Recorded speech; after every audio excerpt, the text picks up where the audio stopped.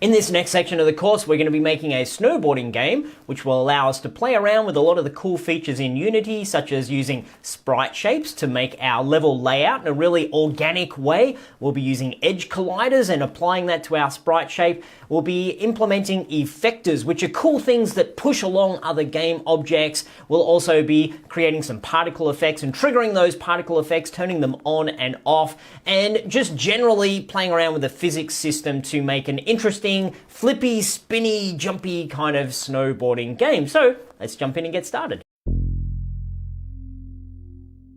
Let's go over the design for our game. Here's a gameplay overview screen. I always recommend starting off with some visuals. It helps a lot. We need our player. He's going to be flying along doing backflips and front flips. We need a finishing line so we can say you've reached the end of this particular level. We need a nice way to be making smooth track with jumps. So we're going to use sprite shapes, as I mentioned in the previous video, which is going to be a really nice way of using Unity to its full extent. We're going to have some particle effects, and the trickiness is going to be to make sure the particle effects are only playing from our snowboarder when you're on the ground. So we're going to have some dust particles kind of flying up behind our character. Now let's talk about the game mechanics we need, and it's a good habit to get into just to list these out so you know what are you doing first, what are you doing second, what are the mechanics you're working on when you're creating your code. So we need to move along the track. We need to have our player actually be able to move along, rotate forwards and rotate backwards. That's a feature we need to implement with some code. And I'd also like the ability to speed up. We don't have to have this, but I think it just adds a little bit of variety to our game. Some particle effects that play when we're touching the ground, as I mentioned a moment ago. We need a finishing line that restarts the level, and some crash detection. So if we smack our head into the ground, then it restarts the level. And just so to be very clear on what game we're making, we want a player experience that is smooth and relaxing. That's what I'm going for. Yours could be fast and out of control, or dramatic, or you might want someone to feel like a 1980s action stuntman or whatever it might be, but you always want to know your player experience so you can build all your features towards that. The core mechanic is, well, just don't crash. You can see my image here, he's upside down, he smacked his head and you got some little red particles coming out. And our core game loop is just simply to reach the end. So it's a very simple game, very simple implementation, but we'll learn a lot about Unity along the way. Quick challenge for you now, name your player character. I'll be naming mine Barry. I think that's an interesting name for my character. And let us know your choice of name in the discussion. Just let us know, have a little think about it. What's your intuition tell you about who your character is going to be that's starring in your snowboarder game? So there's your challenge. Jump into the discussions and let us know that. And after you've done that, I'll see you in the next lecture. In this lecture, we're starting to play around with sprite shapes, make a little bit of a level layout, and to play around with the nodes in sprite shapes to make some jumps. So let's get started. Let's start this process by making ourselves a new project. So open up Unity Hub, click on the New button. We'll make a 2D project. I'm going to name mine Snowboarder, and I'll save it in my repos Unity 2D folder. Click on Create, and wait a moment for it to work its magic just there. While you are waiting for it to fire up, you can go to the resources against this lecture and download the snowboarder sprite assets. We'll be needing those in a moment. So that'll either be to the right of this video or underneath this video. You'll find the resources and grab the download of the snowboarder sprite assets. Okay, that'll bring us to our new project. I'm going to grab my game window and just dock it next to my scene window so I can see these two side by side. Sometimes I'll pop that and say, I don't need you as much. Sometimes I'll drag it over and say, I need you more. But generally, I like to be able to see them both, because here I can see what I'm creating in my scene, and over here in the game window, I can see how it's going to look in the game camera. Now that file that I suggested you download, we're going to go and find that. We'll unzip that because it's a zip file. On Windows, you can do that by right-clicking, extract all, and extract. I believe on Mac, there's a similar process where you can easily unzip that. You can see now we've got our snowboarder sprite assets. I'm going to drag that down into my project, just over the assets area. That should work just fine. Release, and then it will bring this import Unity package window. Just going to click on import. That will bring that into our game. And it's brought in a folder called sprites, and in here, just give it a moment to think about things. It's going to go pop. There we go. It goes pop.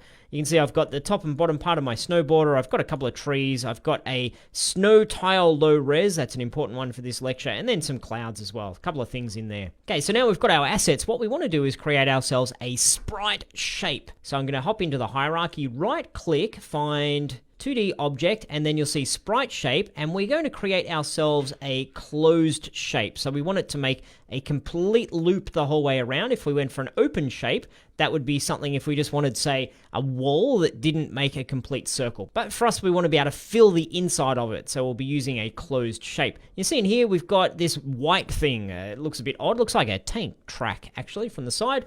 And we've got some handles we can move around. So far, good. We've got something in our scene. If you hop over onto the right-hand side in the inspector, you'll see the sprite shape controller has been added. And it's automatically got a sprite shape profile as defaulted. That's the default one that's hidden somewhere in our packages somewhere. We could find it if we clicked on that, but that's a default one that comes with our sprite shape. So I don't want to go and modify that one. I don't want to modify what's in the package. So I'm going to click in my assets directory here, jump into the sprites folder, because I find there's a jump into the sprites folder, and within here, right click and create, and we'll find ourselves up in 2D. You'll see that there is a sprite shape profile. And I'm going to click on it, and there's some information coming up in the inspector, but I just want to rename it. So hit F2 on your keyboard, or you can slowly click twice on the words. That gets there as well. And I'm going to rename this to be Snow Profile. Just so it's very clear, we've differentiated it from the default one that's hidden down in the packages. Now, if I click back over on my closed sprite shape, you can see here within my sprite shape controller profile, I'm going to drag my snow profile over to that box, and boom, now we're using the snow profile. So we're using the one that we've created ourselves. Well, I'm here, instead of closed sprite shape, I'm going to rename this to be level sprite shape. Now, the first thing we want to play around with is our snow profile. So if you have a look in here, there's a bunch of information going on. First of all, you can grab this little blue thingy and swing it around. We're not going to be doing much of that, or if any of that, in this project, but what it's showing here is what's the orientation as you move around in the world. So you can see we've got our sprite shape here. We've got the top, we've got the side, and we've got the bottom. And if we look in closely, this will become a lot clearer in a moment, but we've got an edge. You can see where that line is, and then it's filled in the middle. So I've got edge and fill. And if I click back on my snow profile here, it's saying, how should the top edge look, and how should the right-hand edge and the bottom edge and the left edge? We're going to have them all exactly the same. For us, that's not going to matter. But in the future, you might want to say, well, the top of my world looks different to the bottom of my world. And if that's the case, what you can do is go down and fill in all this particular information in terms of what happens in the outer top left, the outer top right, the inner bottom left, what happens in all of those corners. But for now, we're not going to dive into that too much. But I'm pointing it out so you can see it, and it's demystified a little bit. And if you wanted to make those changes, you absolutely could.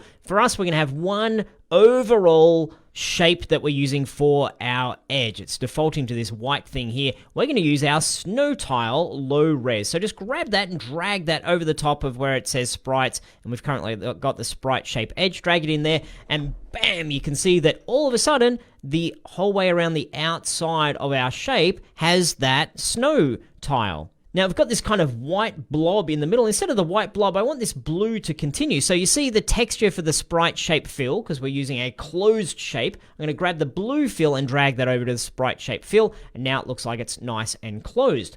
Excellent. So this is a good starting point. And you can see if we zoom out a little bit, this is where our camera currently thinks we want to look. So we get a little bit of a perspective of the size of our world. This is not the entire world here. This is just a little one aspect of it. So we want to make our sprite shape bigger. I'm going to click on the sprite shape within my scene window, and we get some information over on the sprite shape controller. I can click on edit spline, and now you can see there's 4 dots just here. This is where the magic happens, my friend. If you click on one of those dots and move it, we can move our shape organically, and our texture updates, which is really super cool.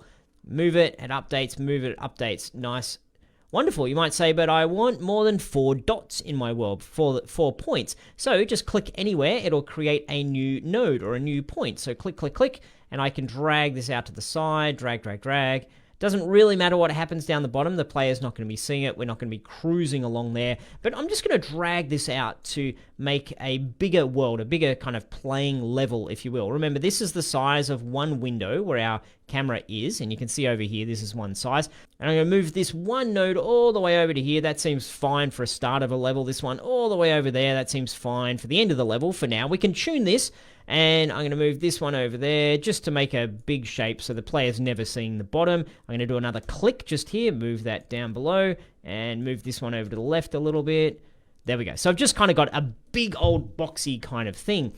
Now let me show you how the handles work. If you've done any sort of vector manipulation, you'll be familiar with this, but if I make a new node, clunk, you can see there's a yellow handle on either side. If I grab those, that allows me to change how this curve takes place. I can move them in and out, and you can see it changes where the center point of the curve is happening. If it's very close to this node, then the angle is very close to the node as well. If I move the handle out further, then it pushes where that curve central point is taking place. Okay, so I'm just going to move things around a little bit here. Actually, you know what? It's time for a challenge. Let's make ourselves a little bit of a very basic level by adding in new nodes, and by moving these handles, we'll make some jumps and stuff. Just one thing I'll show you first is if you go and add a node and you're like, oh, I didn't want that node, just hit delete. So select a node by clicking on it, hit delete. If you click somewhere else in your world, or if you click on, say, a different game object, you might lose all of your information. Just click back on your sprite shape and then click back on edit spline. That's important. That will bring up all of these particular nodes.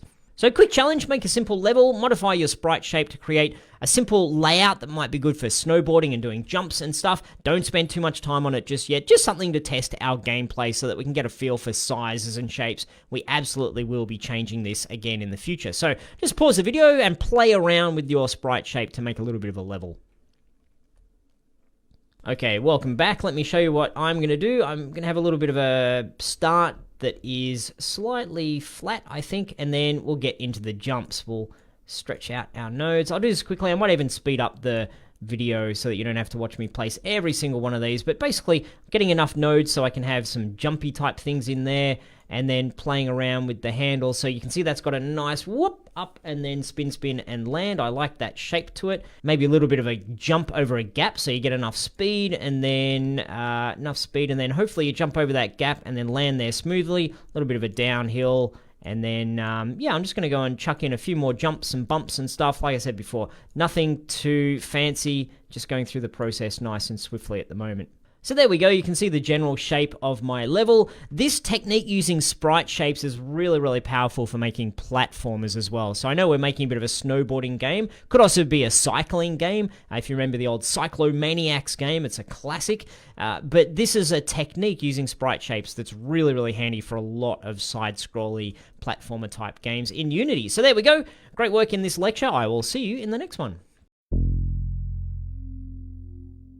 In this lecture, we're going to play around a little bit with our sprite shape. We're going to make our snow look a little bit better, and we're going to add an edge collider so that we can start to use Unity's physics system to make things roll down hills. Okay, let's get started. First thing I'll do here is to move my sprite shape. So I'm going to click on my sprite shape at this level, hit W on the keyboard, and just move it to the start of the level. So you can see here where the camera is. The camera is at the origin, 0, 0, 0. So it makes sense to have my level start at 0, 0. And I'll just position my world so that it fits roughly where I want it to be with the camera.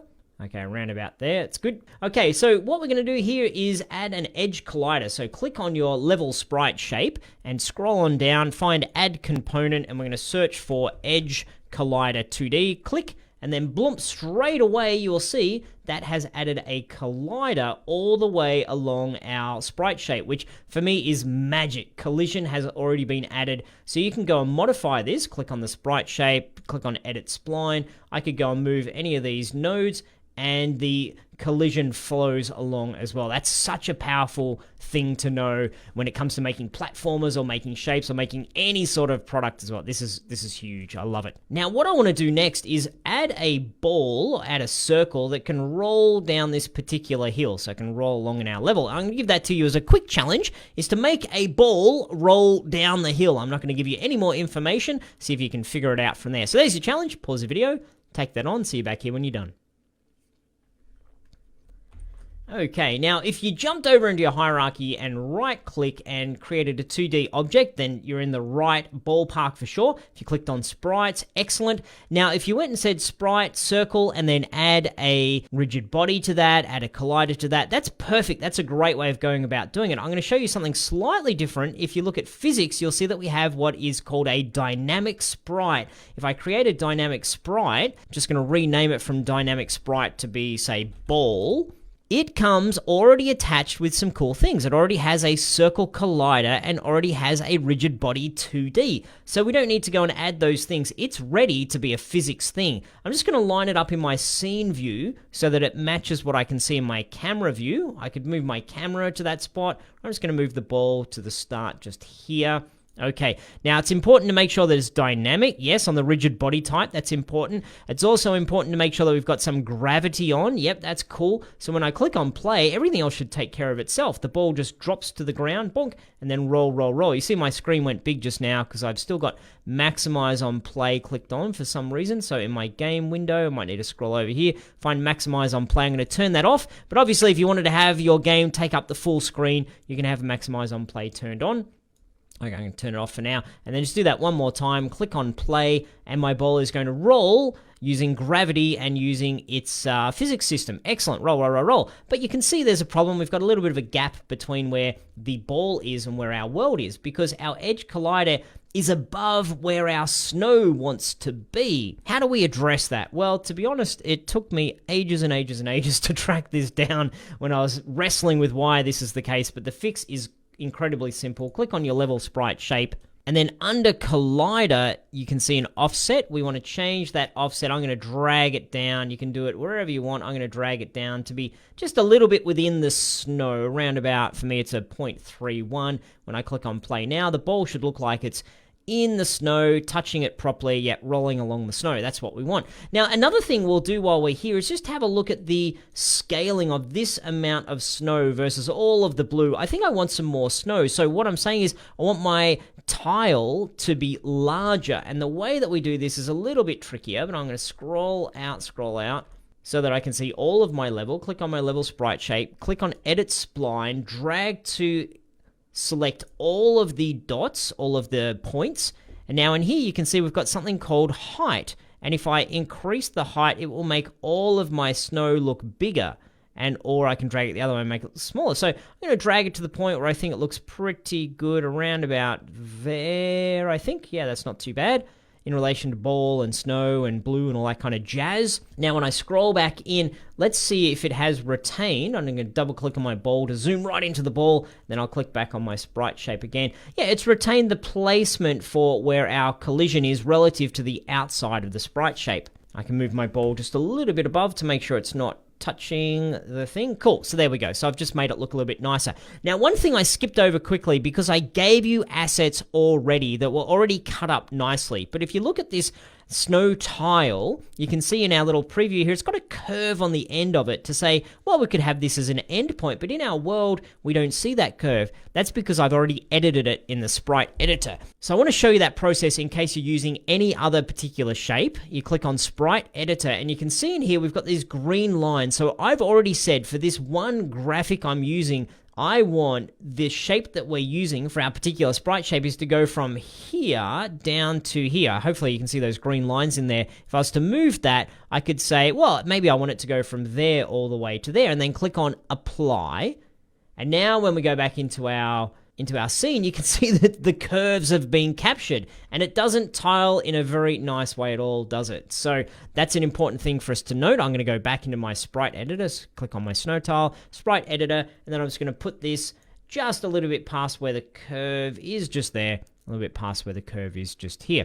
So we could have done this when we were placing it down, but I just wanted to point that out now, that we need to do that if you've got anything else you're bringing in. The other thing you might be wrestling with is if your fill isn't texturing properly, particularly if you've brought in your own asset for this as well, and I totally encourage you to use different assets to what I'm using. So if you click on the blue fill, need to make sure that where it says the wrap mode, we have wrap mode as repeat. If you have wrap mode as clamp, it might give you some weird looking artifacts, particularly if your fill isn't just one color. Mine's just one color, so it can't really go wrong no matter how it wraps or how it repeats. But here in wrap mode, I've got repeat, and it's the same if I click on my sprite tile for the snow. In here, we have repeat as well. So just want to point those things out. I really encourage you to go add your own assets to this so it looks different. And in this lecture, we've gone and added an edge collider so that we can get that whole physics dynamic and use our sprite shape as our world that our snowboarder is going to be cruising around on. So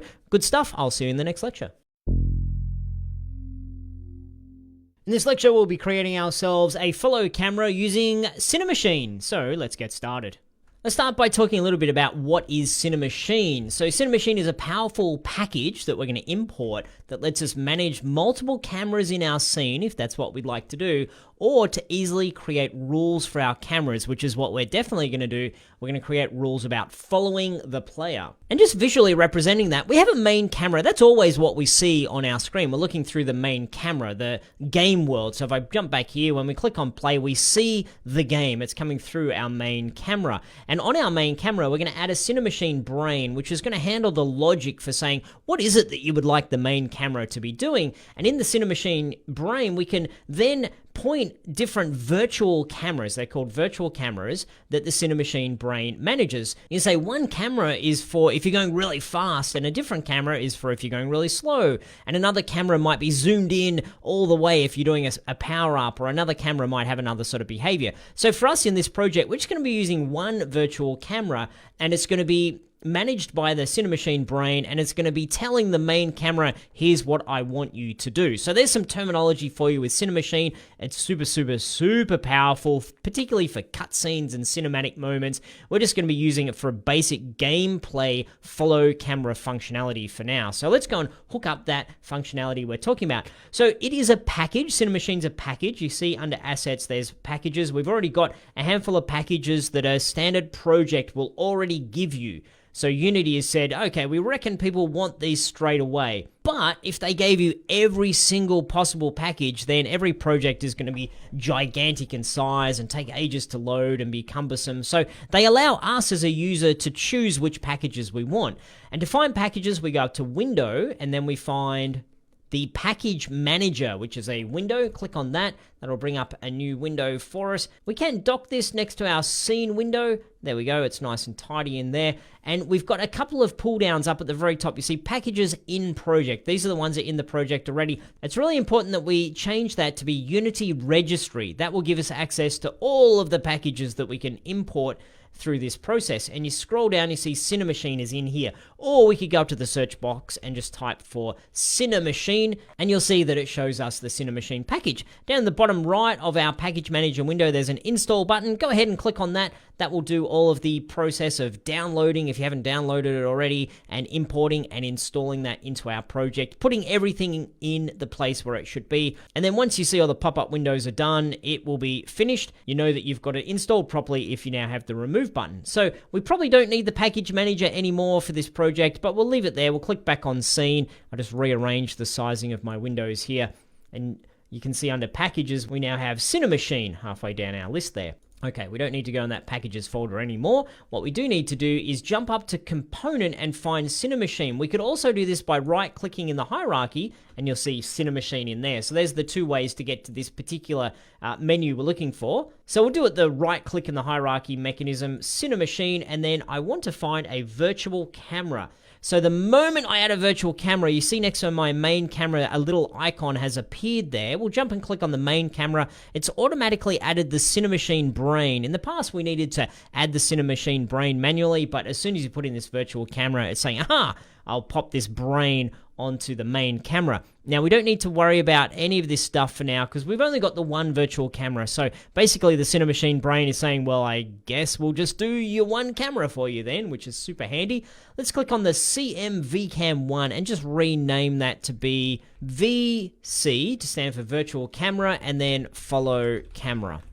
hit enter. Now when we click on this follow camera, we get a whole bunch of information. If you scroll down there, there's knobs and levers and dials and things to twiddle, and if you like tuning things, there's a lot of great stuff in here. The main thing we want to look at the moment is changing the body so that we use the framing transposer. That is a way of saying we're trying to frame a particular thing in our world, and we're going to be moving around the body of our virtual camera. Now you see under the Cinemachine virtual camera module, we have this field called follow. If I click on the selector, at the moment we don't have a lot. We've just got the ball. We don't have a player yet. So let's double click on the ball. And now you see in our game window, we've got this red stuff around the outside and the blue stuff in the middle. But if we click on play, you can see in the scene view that the camera is going to follow and roll along with the ball as the ball goes and the ball is moving along. So our game view is following our object of interest. And this is by far and away the simplest way to add a follow camera in Unity. It's brilliant. And you get a nice bit of smoothing. See how this is the middle of the camera? And the yellow dot is saying this is what I'm going to be looking at. And there's some nice smoothing, so it's not jarring as you're moving through the world. There's smoothing and easing and stuff. So a lot of this stuff comes for free when we create our follow camera. And the last step I'll do is click out of play mode so we can go back into seeing what our camera is showing us. The last thing I'll do in here is I want to be looking more ahead in the world. So I want to be seeing what's coming up. I don't really care about what I've already gone past in this particular game. So we'll find the one control that's going to change that is going to be for us the screen X value. So screen X, you can see if you move it left or right, it gives a preference to where our camera's middle point is on the screen. I'm just going to move it to about 0.2425, I think.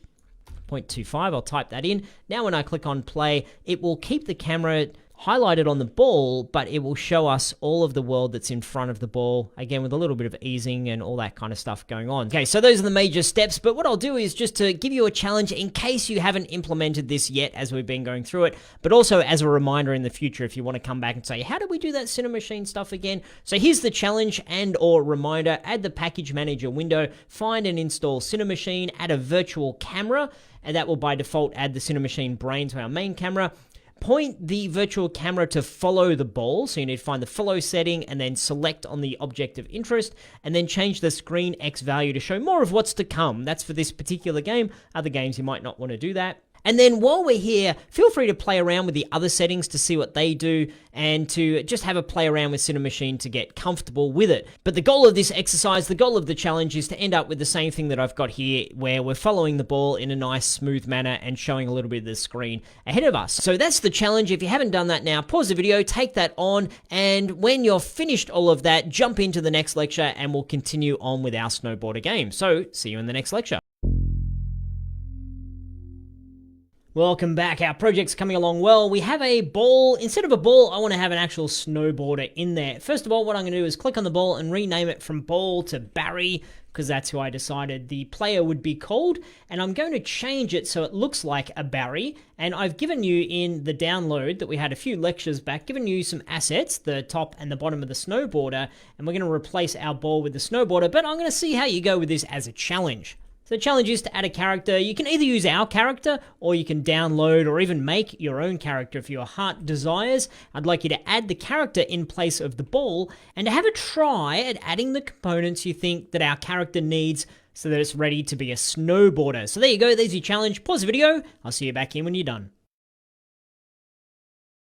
Now let's click on Barry. What is it that makes Barry look like a circle or look like a ball? It's because we have this sprite renderer with a circle in there. So I'm going to remove that component. Now we can see that we've got collision on there, but we don't have we're not rendering the particular, the ball. We're not seeing the ball. I also don't want the circle collider because Barry is shaped a little bit different to that. So I'm going to right click, remove that component as well. So now we just have an empty thing with a rigid body on it. That's cool. We need a rigid body. We'll leave that there. What I'm going to do is to drag in the bottom of Barry so that he's a child underneath the Barry parent. We've talked about this a little bit, but essentially what that's saying is the parent game object has a location in the world. You can see -6.3, 1.43, that's where it is in the world. If I was to click W and move that around, you can see that the position of the Barry game object, the parent game object, parent at the high level, children underneath, is going to move around. That's cool. But we've got a problem here that this is the middle of Barry and these are his legs all the way over here. If we click on the child,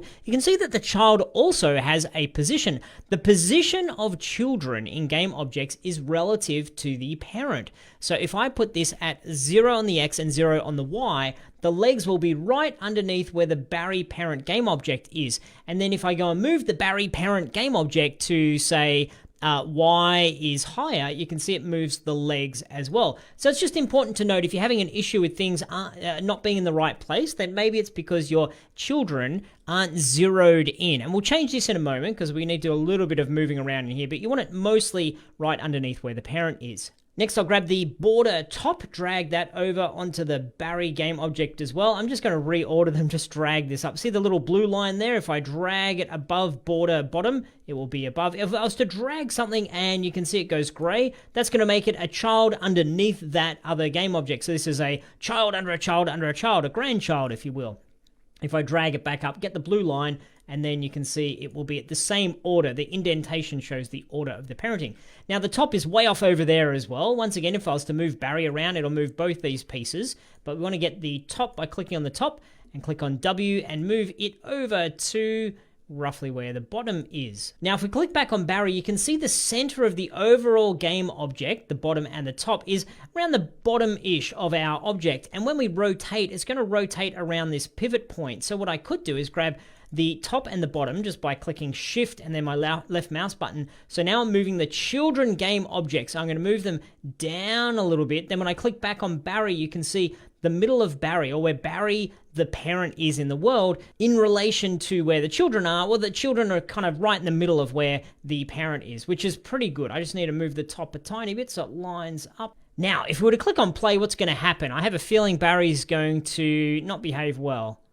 Whoop, just float down behind the world. One thing I noticed just then is Barry went behind the world when he dropped around behind. So I'm going to click on border top and Shift and click again to get both of them. Order in layer, I'm just going to put this at, say, 10 so that he's always appearing over the top of the world. He's not going to float around beside the back of it. I think that's going to look a little bit nicer. Now, the next thing I want to do is to give Barry some collision so that the board actually touches our world. And it's a little bit finicky to do this because you can see our board is slightly rotated. So I'm going to just, well, I've got my top and bottom selected, just hit E and rotate everything so that it is as straight as possible. Because now when I click on Barry, I'm going to add a collider at this top parent level. And let me show you that. So if we click on Barry, we add component. I'm going to add a capsule collider 2D. I can modify this pretty easily. First of all, I want to make it horizontal, so it's a lefty-righty instead of an uppy-downy. And the size of this, let's see, the Y is too fat. I'm going to move the X wider and the Y a little bit smaller, so you can see it's a little bit thinner. I'm just trying to make it the same shape as a snowboard. Now I can, on the Y, offset, you can see over here on the right under capsule collider, I'm just moving the size and the offset by mousing over the letters. I'm going to mouse down there so it's around about where the bottom of our snowboard is. Now it's all lined up nicely. And like I say, the collider is at the Barry level, whereas the graphics are at the child level. So parent and children relationship there. Now when I click on play, I'm expecting that Barry's going to go boop and just slide down the hill. Well, he did go boop, but he didn't slide. And why is that? Well, that's because the amount of gravity that's pushing down on Barry and the friction isn't enough for it to slide along with this capsule collider. And that's okay because we're not going to try to push our snowboarder along using just plain old gravity, because then what's going to happen? Well, down the hill, it'll pick up speed, and then up the hill, it'll go very slow. It makes it difficult for us to have a consistent game. So the way we're going to resolve that is by using effectors, which we're going to do in the next lecture. And the one last thing I'll do while I'm here is I know that at some point we want Barry to be able to crash, so we need a different sort of collision detection to do that. So I'm going to click on Barry once again. I'm just going to roll up a couple of these for the moment just so I can see. Add component, and we'll add a collider 2D. What should we add? We'll add a circle collider 2D. It's right in the middle of him. Once again, we can modify this by clicking on our radius and making it smaller, and then our offset to move it up a little bit and to the right a little bit. And I'm going to put this right over the top of his noggin to say if you bump your head, then bad things are going to happen. So we won't use this just yet, but we've got this here for when we do want to set it up so that when you do bump into something, we can set this up as a trigger. You know what? I might even just click on trigger at the moment. So I've got this trigger volume on his head for in future lectures where we want to have it so that he can actually crash. So there we go. That's all I wanted to do here. We've talked a little bit about parent-child relationship. We've got Barry, our snowboarder, set up with his graphics all nicely aligned. We've got some collision under the snowboard so that he can actually start moving along, colliding with our world in the right place. So good stuff. I will see you in the next lecture. Welcome back. As we finished in the last lecture, you can see that currently Barry, when we click on play, just kind of stops there. He's not like the ball that was able to roll down this hill using physics. He's just kind of stuck there, and that's fine. We could solve this by going down the path of adding physics, like adding force that pushes the player along, that pushes the player a different amount up hills and down hills. We can play around with gravity. There's play around with the friction on the snowboard. There's a lot we can do there. Or I can show you a really cool feature in Unity, and we'll use that cool feature to make our snowboarder move. And that cool feature is using an effector. And the sort of effector we're going to use is the Surface Effector 2D. If you jump over to the Unity documentation, I've given you a link against this lecture for that in the resources section. You can see that the Surface Effector 2D applies tangent forces along the surface of colliders. What does that mean? Well, this is analogous to a conveyor belt. So we're trying to make a conveyor belt by adding some sort of force that we apply along our collider. So we've got our collider that's going along the edge of our world here. We want to apply a conveyor belt effector, something that pushes anything that collides with it in a particular direction. So it's going to conveyor belt it along. There's other types of effectors. Let me just jump back to Effectors 2D that you can play around with. There's Surface Effector, Point Effector, Platform Effector, Buoyancy, and Area Effector. So there's a few of these that you can play around with, but for now we're just focusing on this conveyor belt or Surface Effector 2D, and it's going to be easy peasy to implement this. So what we need to do is click on our level sprite shape, jump down, find our add component, search for Effector. We're looking for the Surface Effector 2D. Click, there we go. Scroll down, we can have a look at the details on that. And let's click on play and see if anything happens at this point. Okay, nothing's happening. Cool. So that means we need to do a little bit of sleuthing in here. And if you have a look at our edge collider, you can see there's a setting in here which says used by effector. So in other words, it's saying if you drop an effector on here, it's not necessarily going to know which edge collider you want to be using because you might have a few edge colliders. But if we say used by effector, now the effector will know, aha, this is the edge collider. When something touches this, I'm wanting to push along that edge collider. So now when we click on play, we'll see what happens. Okay, he's moving. Wasn't moving before, moving very, very slowly. So let's have a look at our settings in here. We've got our force speed, we've got our speed variation, we've got our force scale. Let's try adding 20 into speed and see what happens in here. So when we click on play now with 20 in our speed for Surface Effector, you see, boom, Barry's getting pushed along. However, he's getting stuck at this point here, and that's something that we had our initial success. Let me just move him up the hill a little bit here. Make sure you clicked on the parent whenever you do any of these movings, because if you click on just the top, then whoop, you just move the top, but not the entire game object, not Barry in his entirety. So I'll pop him up here. I'm going to click back on my level shape, and I'm going to move this down the speed. I'm going to change that back down to 10, just so he's not moving quite so rapidly and flying off the thingy. So you can see here, he's touching, got speed, speed, speed, speed, speed. You can see the camera is following over here. Doesn't really rotate very well, goes up there, does a little bit of a jump, all good, making progress, boom, and then he gets stuck and falls through the world. Now the effector is working, but we've got an issue with our collision. That's easily solved. If we click on Barry, we find Barry's rigid body. You can see collision detection is discrete.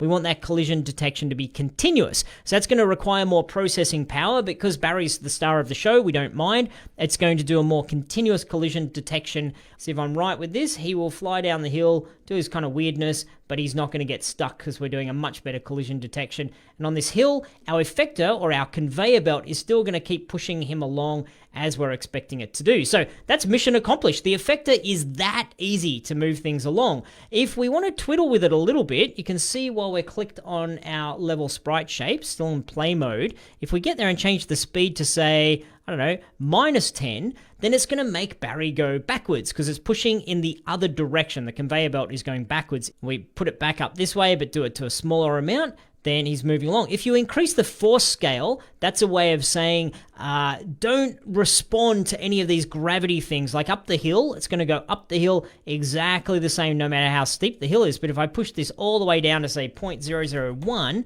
on the force scale, he's kind of stuck on the hill. Doesn't have enough force to push him up.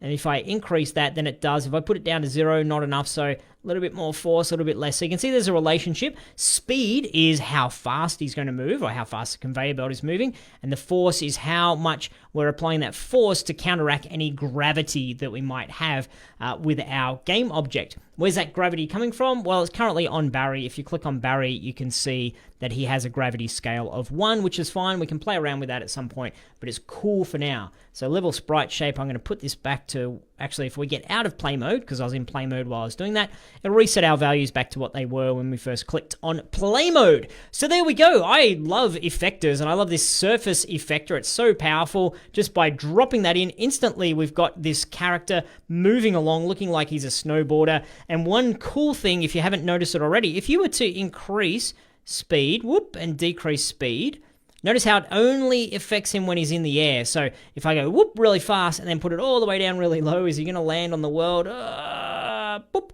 And he's going backwards now. So I put it all the way to backwards, but it's only if you're touching the effector that has an impact. When you're in the air, it doesn't. Also, what's good to know is that we can modify this value here in our code. So if the player pushes a key on the keyboard, we can have them speed up if we wanted to give them a boost. So that's really cool. Whenever you see these values on the components, just have a think about the fact that, you know what, we can modify these in our code to do cool things, such as with the speed. So there we go. There's an introduction to effectors, specifically the surface effector. Now we have our snowboarder moving along our world. I'll see you in the next lecture. In this lecture, we're going to use the AddTorque method to rotate our player, and we're going to talk a little bit about linear drag and angular drag. So let's get started. We need to jump into our assets directory, right-click, create ourselves a new folder, which we will call scripts. Double-click into that, and then right-click, create a C# script, which we will call player controller. Now let's just have a look at what we need to do here. Here's Barry, clicked at the the parent game object level. If I click on E, then I can rotate Barry. That's what I want to do. I want to be rotating. And you can see I mentioned before that it's rotating around the inner pivot point. We can finesse that later on if you want to feel like he's spinning more around his knees or his feet, then we can do that. But at the moment, he's kind of spinning in the middle, and that's okay for the moment. So you can see we want to apply this. And in the past, what we've played around with is just changing the transform rotation. So just say, make the rotation higher or lower on the Z-axis, or, you know, positive or negative, and that will have it move around. But that's a little bit clumsy, because if we're saying, hey, move the rotation, move the transform rotation, but he's touching the world, we can have weird artifacts where it doesn't quite work properly. We've got the physics engine not playing nicely with us just directly manipulating our game object like this. So I'm going to pop that back to 0. Sorry for spinning you around, Barry. What we need to do instead is apply a force. So to use Unity's physics engine to apply a force. And the force that is used for rotation is called torque. So that's the name of the sort of force that will have our guy spin around. So let's open up our player controller script. And in here, we're going to add some torque to the character when the player pushes a key on the keyboard. And the very first thing we need to think about is, what is the torque being applied to? Well, just back into Unity again. I know I've nearly jumped into this script, but back into here, we're applying the torque to the rigid body. Rigid bodies are the things that make objects move and respond to physics in Unity. So first of all, we need to tap into this rigid body component. And the way we do that, within our start method in here, we're going to use our get component. If you remember, get component, and we're going to get what sort of component? It'll be the rigid body, make sure it's 2D, and then our parentheses and semicolon. So we're getting that, but getting it doesn't do much. We need to store it in a variable so we can use it in another place. So we will add a little space in here, and we will store it in something called RB, so rigid body 2D, and then equals. And this has got our red squiggly line because it's saying we haven't actually defined this as a variable yet. Now, what I could do in start is to say, what is this? This is of type rigid body 2D. And I could declare my variable in the start method just here. and our variable is called rigid body 2D. However, I'm wanting to use this in update, because in update I want to say if you push left, make the rigid body apply torque in a left direction. If you push right, apply in a right direction. So if I start to type RB2D in here, you can see we've got our red squiggly line. And why is that? Well, we're going to talk about this a lot more throughout this course, but this is a first taste of the fact that certain things can be used in certain areas and not in others, and it's a way for us to protect our code. So here, I can define a variable, and if it's between these curly braces within the start method, that means I can only ever use this and call this and modify this within my start method. So it's local to within these curly braces. And so when I try to use it down here within a totally different method, it's saying, I don't know what that is, doesn't exist in the current context. So what we're doing within start is we are encapsulating this variable so it only lives within the start method. So what do we do in this instance? Well, you can see these curly braces up here, top and bottom. This relates to all of the content contained within our class. So if we want to make a class variable or a member variable, we could call it, then up at the very top of our class, we can say rigid body 2D, and then we will call it RB2D, and then semicolon, and it's going to want to autocomplete, semicolon.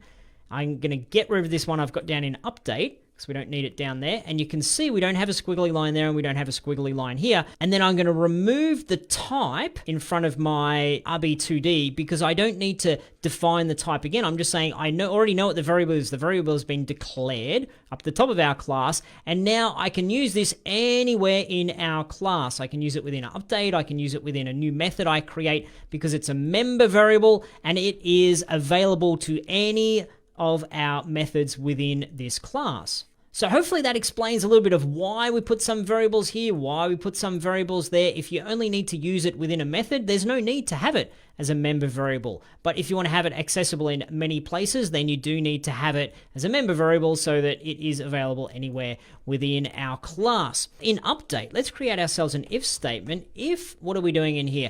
I'm going to use the old input system just because it's really quick and really easy. I promise you we will use the new input system at some point throughout this course, but all we need to say in here is if input.getKey, and that's the method, getKey. So we're just using the input class, and we're saying within there, getKey. We're trying to find if you've pushed a certain key on the keyboard, and in parentheses here, we need to say which key we're interested in. I'm going to say key code. We're looking for the left arrow, I think we'll do here, first of all. So left arrow. So this is a way of saying if we push the left key, then what do we want to do in here? Well, this is where we need to apply our AddTorque. So what do we need to do? First of all, we need to access the rigid body 2D. So what should we start with here? Rigid body 2D. That means we're accessing Barry's rigid body 2D dot, and we can use the method in here, AddTorque. You can see right up here near the top, AddTorque. And then you can see in the signature in here, it's looking for parameter. Remember, parameters go within the parentheses. It's looking for a value that is a float, and that value is going to be the amount of torque we want to apply. So we can add a value of, say, 1 in here, for example, and then put our semicolon. Now, it's pretty bad to have a magic number that's buried within our code. So instead of doing 1 in here, let's create ourselves another member variable. Remember, member variable can be used anywhere in our code. Right up at the top here, above rigid body 2D, that will be a serialized field, and it'll be of type what? What sort of type is this variable we're making? It'll be a float. Very good. And we'll call this torque amount. And then we'll initialize that at, I don't know, initialize it at 1 just to give it a value, a starting value, or else it will initialize at 0. So instead of 1 in here, we'll type in torque amount. And there we go. We've created a way for us to apply torque, which is a force that rotates whenever we push the left arrow. So I'm going to save that back over into Unity. There's one step we need to do for this to work. Do you know what step that is? We need to add our player controller to Barry. So I'm going to scroll down. I'm going to drag my player controller script where we get the blue line just there. Excellent. And now when I click on play, if I hit the left arrow, then we should see some sort of torque being applied. None yet. It might be that, there we go. It was just that he was going down the hill and the amount of torque wasn't strong enough to counteract the physics through gravity. So I'll put the torque amount up to 10. We'll see how that goes. I have a feeling he's just going to go flip-de-flip. Yep, whoa, there he is. Okay, well that could be a game right there, but we've successfully applied torque when you push left on the left arrow. There's a lot of settings for us to tweak in here. Let's put this back to 3 for now, I think. I'm not exactly sure what we want in there, but we're not yet at the stage where we want to tune it just yet. But I've got a challenge for you at this stage.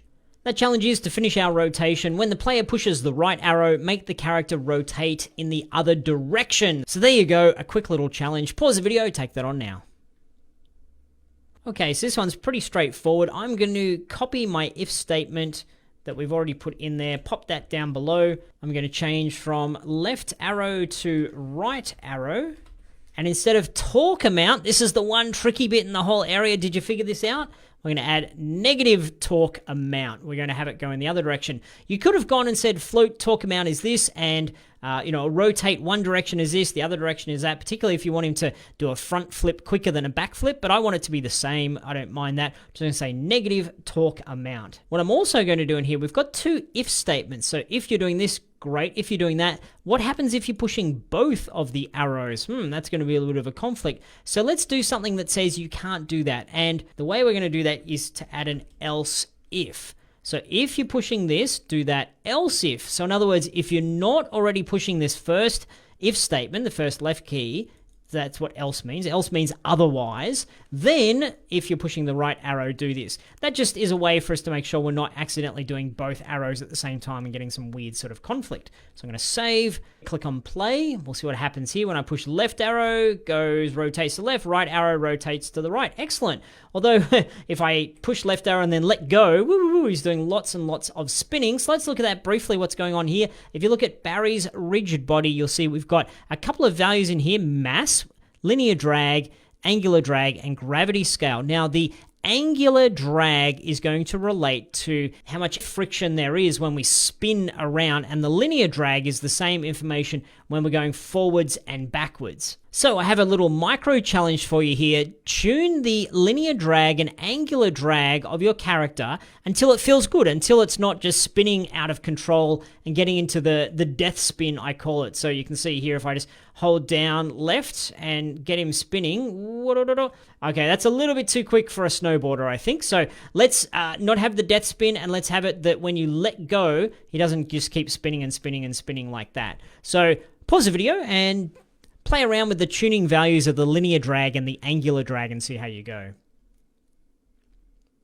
Okay, welcome back. Now, there's a really tricky thing going on here. Our angular drag and our torque amount, or the speed we're trying to make it turn, those two relate together. So I'm going to start with my torque amount at, say, 8, and then I'm going to jump up to my angular drag and make that 15. Now, how do I know those are the numbers? Well, I just put them in and played around with it and played around with it, and just to see how it went. They're not perfect, but they're better than they were before. And my linear drag, I'm going to put at 0.5 for now, but that one will need to be balanced in conjunction with our level sprite shape speed on the effector. So if the speed is 10, if we put this to say 20, back over onto Barry, if we put the linear drag at a higher amount, those two are going to relate. So if you have a much higher linear drag, you might need to have a higher speed on your effector. But let's see how my tuning values are going now. I've got those things set up. I'm going down the hill, not too bad. That speed's a little bit too slow, but I'm not getting into the death spin. I'm spinning at a fairly consistent amount, which is what I like. I just don't want it to speed up or slow down. I want it to be just a nice, steady, consistent spin. Okay, so I think I need to make him spin a little bit quicker. So I'm going to put this up to 10 and see if that's just a little bit nicer when it comes to spinning and not super out of control. Looks pretty quick. Okay, up the hill, whoop. That's pretty good. That's roughly what I'm looking for here with my spin. So there we go. We've got some general values. We're in the ballpark, and you've learned a little bit about the angular drag and linear drag and the torque amount. We've set ourselves up so that we're using the AddTorque method to spin around our snowboarder. Great stuff. I'll see you in the next lecture. Next up, we're going to create ourselves a win condition and a lose condition. What do I mean by win condition? Well, how do we win this level? What's the criteria for winning? And for me, it's going to be you get all the way to the end and you cross the checkpoint without crashing, then you win. And for our simple little game we're making, when you win, we'll just restart you back to the start of the level. Likewise, I need a lose condition. So the lose condition will be if I'm cruising along and I bump my head, then I lose. And as with winning, we're going to restart the scene. So in this lecture, what we'll do is hook up the functionality to detect when we've won or when we've lost. And in the next lecture, we'll hook up the functionality to reload our scene. So I'm going to start with a win condition, and I should put my win condition all the way down the very end, all the way down there. But you know what, for testing purposes, I'm going to put my win condition right here, right next to the player, just so we don't have to skate along for so long before we test it out. I'm going to create two new scripts down here. So right click, create C# script. The first one I will call finish line. And the second one I will call, so right click, create C# script. I'll call this crash detector. And I'm going to work on the finish line first, and then I'll challenge you to work on the crash detector. How does that sound? Pretty good plan, I reckon. So I'm going to right click in the hierarchy, and I'm going to create an empty game object. And the reason I'm creating an empty is I want some visual representation on this, but I don't want the visual representation to change if I'm manipulating the parent. So I'm going to have the visual representation underneath the game object. So we'll call the game object finish line like that. And then the visual representation, I'm going to right click on finish line and create a 2D object, sprites, and a square. I think square is fine. Now the square you can see has come in zeroed in at the 0 of our finish line. So it's right in the 0 point of finish line, child relative to parent. And we'll call this post. And I'm going to just manipulate a little bit. So hit R to scale in and to scale up. We want a nice big old post looking thing. I'm going to change the color to red, I think, so it pops out from the snow. That seems pretty good. And now click on finish line, right click and create a 2D object. This will be a circle. Now the circle I'm going to rename to be the top, I guess. And we'll just kind of have this as the top that goes on top of the post. And once again, I'll make this red. Now, if you wanted to make it the exact same color red, I could click on the post, click on the color picker, find the hexadecimal, which is F10,000, and then click on top, click on the color, and paste that in there. Boink, there we go. Now it's exactly the same color. If I click on the parent of the finish line, now I can move this around and kind of anchor it into the snow like that. Now the next step is that I need to put some collision on this thing so that when the player goes flying through it, we know that we've actually collided with it. So I'm going to click on my finish line, parent level, add component. We'll make a collider. What sort do we want? A box collider 2D. You can see it's a little bit smaller here. The player could accidentally jump over that. So what I'm going to do, under size and offset, I'm going to manipulate this. So size, I'll make it, let's see, nice and high, probably gigantic on the Y. So there's no way of me being able to kind of fly over it. So we've got this nice big old collision that we're going to bump into. We're going to make it a trigger, because if we didn't make it a trigger, we go clonk and clonk into this invisible force field. So we need to make this a trigger. So it's got a trigger box and it's got some visual representation to it. Now the last thing for the finish line while we're in here in Unity is grab the finish line script and drag that over onto finish line. So the player is responsible for what it's doing, but it's the finishing line that's responsible for saying what happens when something goes through the finish line. That's why we're putting our code on the finish line. But sometimes when you're going through this process, you'll think, should I put it on this game object or on that game object? And there's many ways to go about doing it, but I like to put the logic on the thing that is doing the controlling or has the power in this case, and the finish line has the power. Let's open up our finish line script. And we've done this before. We're going to do an on collision enter. So get rid of my start and update methods, and not on collision enter, on trigger enter. They're quite similar, aren't they? On trigger enter, I'm going to remove private and reformat a tiny bit because I like to do that. Now, what's going on in here? Well, for now, all we're going to do is just debug.log, which is going to print out something to the console, parentheses, semicolon, quotation marks, and I'm going to print you finished. As simple as that. And then semicolon down the end. Save that up. Jump back over into Unity. Click on the console so I can see this message. Bonk. Click on play. Here we go, slide, slide, slide, blump, you finished. We got a couple of you finishes in there. That's all good. That's probably representing the fact that I've got a 2 colliders on here. So each time these colliders have gone through, it's like you finished and then you finished. That's cool. It doesn't matter for us now which point of this is probably the snowboard is fine. Going through it doesn't really matter if there's 2 things, because once we go through, then we want a particular thing to happen. So we might change that later on, but it's cool for now. I think that's why we've got our 2 you finished on there. So that is success from that point of view. What we should probably do is just make sure nothing else can go through this. We might have some creatures or some other objects, and you want to make sure in general that if it's only the player that can trigger something, then you protect for that and you make sure only the player can impact that. So what we need to do in here is just make sure that we're saying if it's the player that slides through here, then go about doing this thing. So how do we know it's the player? Well, if I click on Barry, we did a little bit of this in the previous section. We go up to untagged, where it says tag here, untagged. We change that to player. Player is one of the tags that Unity comes with already. So now Unity knows you are the player. You're tagged as the player. Jump back over into here. We just want to make sure that we're only printing this if it's the player. So if, and we can get information from other. So when we have this trigger event, we get information about the collider, about the thing that collided with us, and it's named as other. So if other, so the thing that collided with us, dot tag equals equals, and we use the equals operator, or equals operator, because we're saying if it is this particular thing. If there was only one equals, then we'd be saying, hey, we want to make the thing on the left equal to the thing on the right. But we're saying if it equals this particular thing, and what is it? In our quotation marks, we're looking for player with a capital P. That's important. Then we're going to wrap in our curly braces, debug.log, you finished. We'll save that. We'll make sure that that particular thing works.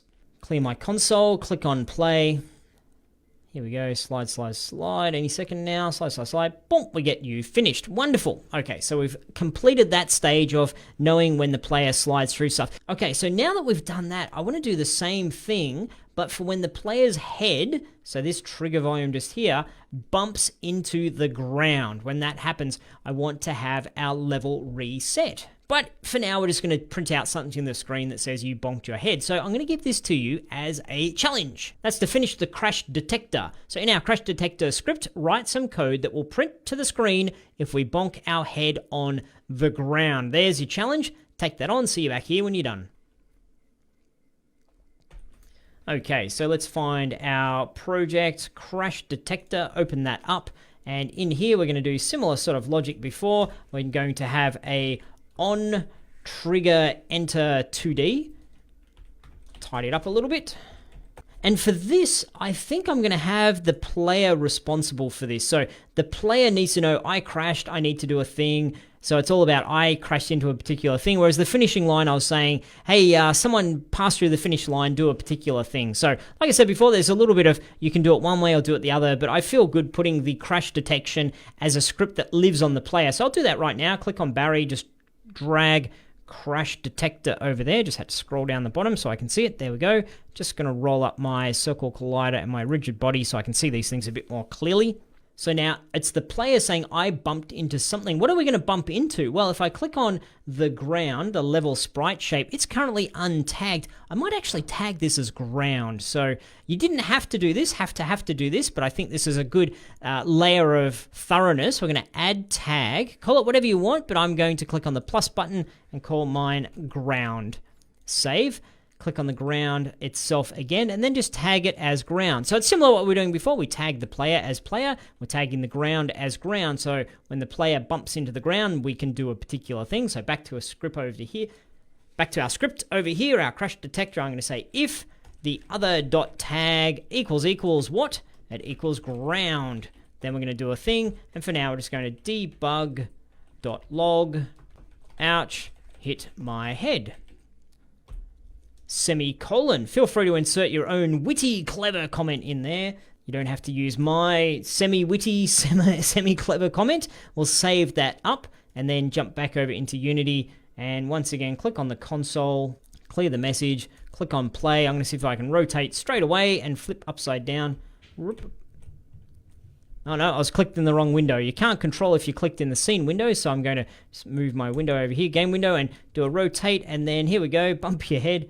Boink, ouch, hit my head, bump, bump, bump, wonderful. Okay, so ouch, hit my head, and when we go through the finishing line, it's saying you got through the finishing line. So there's the mechanics of our reloading on our win event and our lose event. In the next lecture, we will set ourselves up where it actually will reload our particular scene. Okay, see you in the next lecture.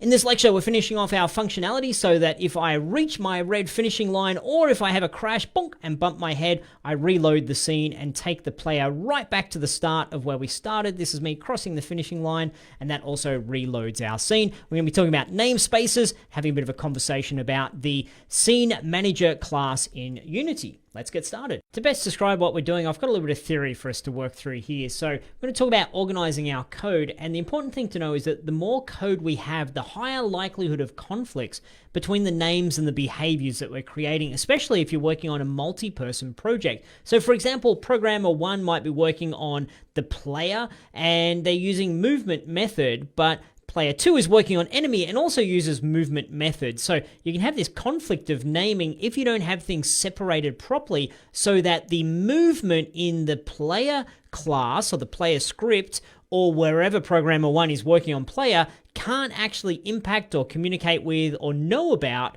the movement method that programmer 2 is working on. So in C#, our code is grouped with a particular structure to reduce conflicts. And let me show you how this is broadly organized. It's kind of like a Russian doll where things stack inside other things. So we have statements, and these are within methods. So the methods is where we're saying do this particular thing. We've done a bunch of these in our code so far, making our methods, and also calling methods that Unity has created for us. AddTorque, for example, is a method that adds torque to our object and has it spin. And then methods are contained within classes, or saying this another way, classes are a way to group methods and statements and variables into a logical grouping. So we put all of that into a particular class. And you can see we, so far in our project right now, we have a crash detector class, a finish line class, and a player controller class. And usually we have one class per script. You don't have to, you can have multiple classes. You see here we've got the keyword class, and this class is called crash detector. And over in finish line, we have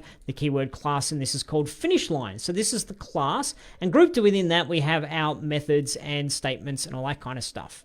And so this is us making our own classes. We're making brand new classes. Whereas when we call a method that's already within Unity, we're tapping into Unity's classes, which are in the big library of classes that we've got access to. So this is us making our own, but we can also use the Unity ones. And then classes are grouped in namespaces.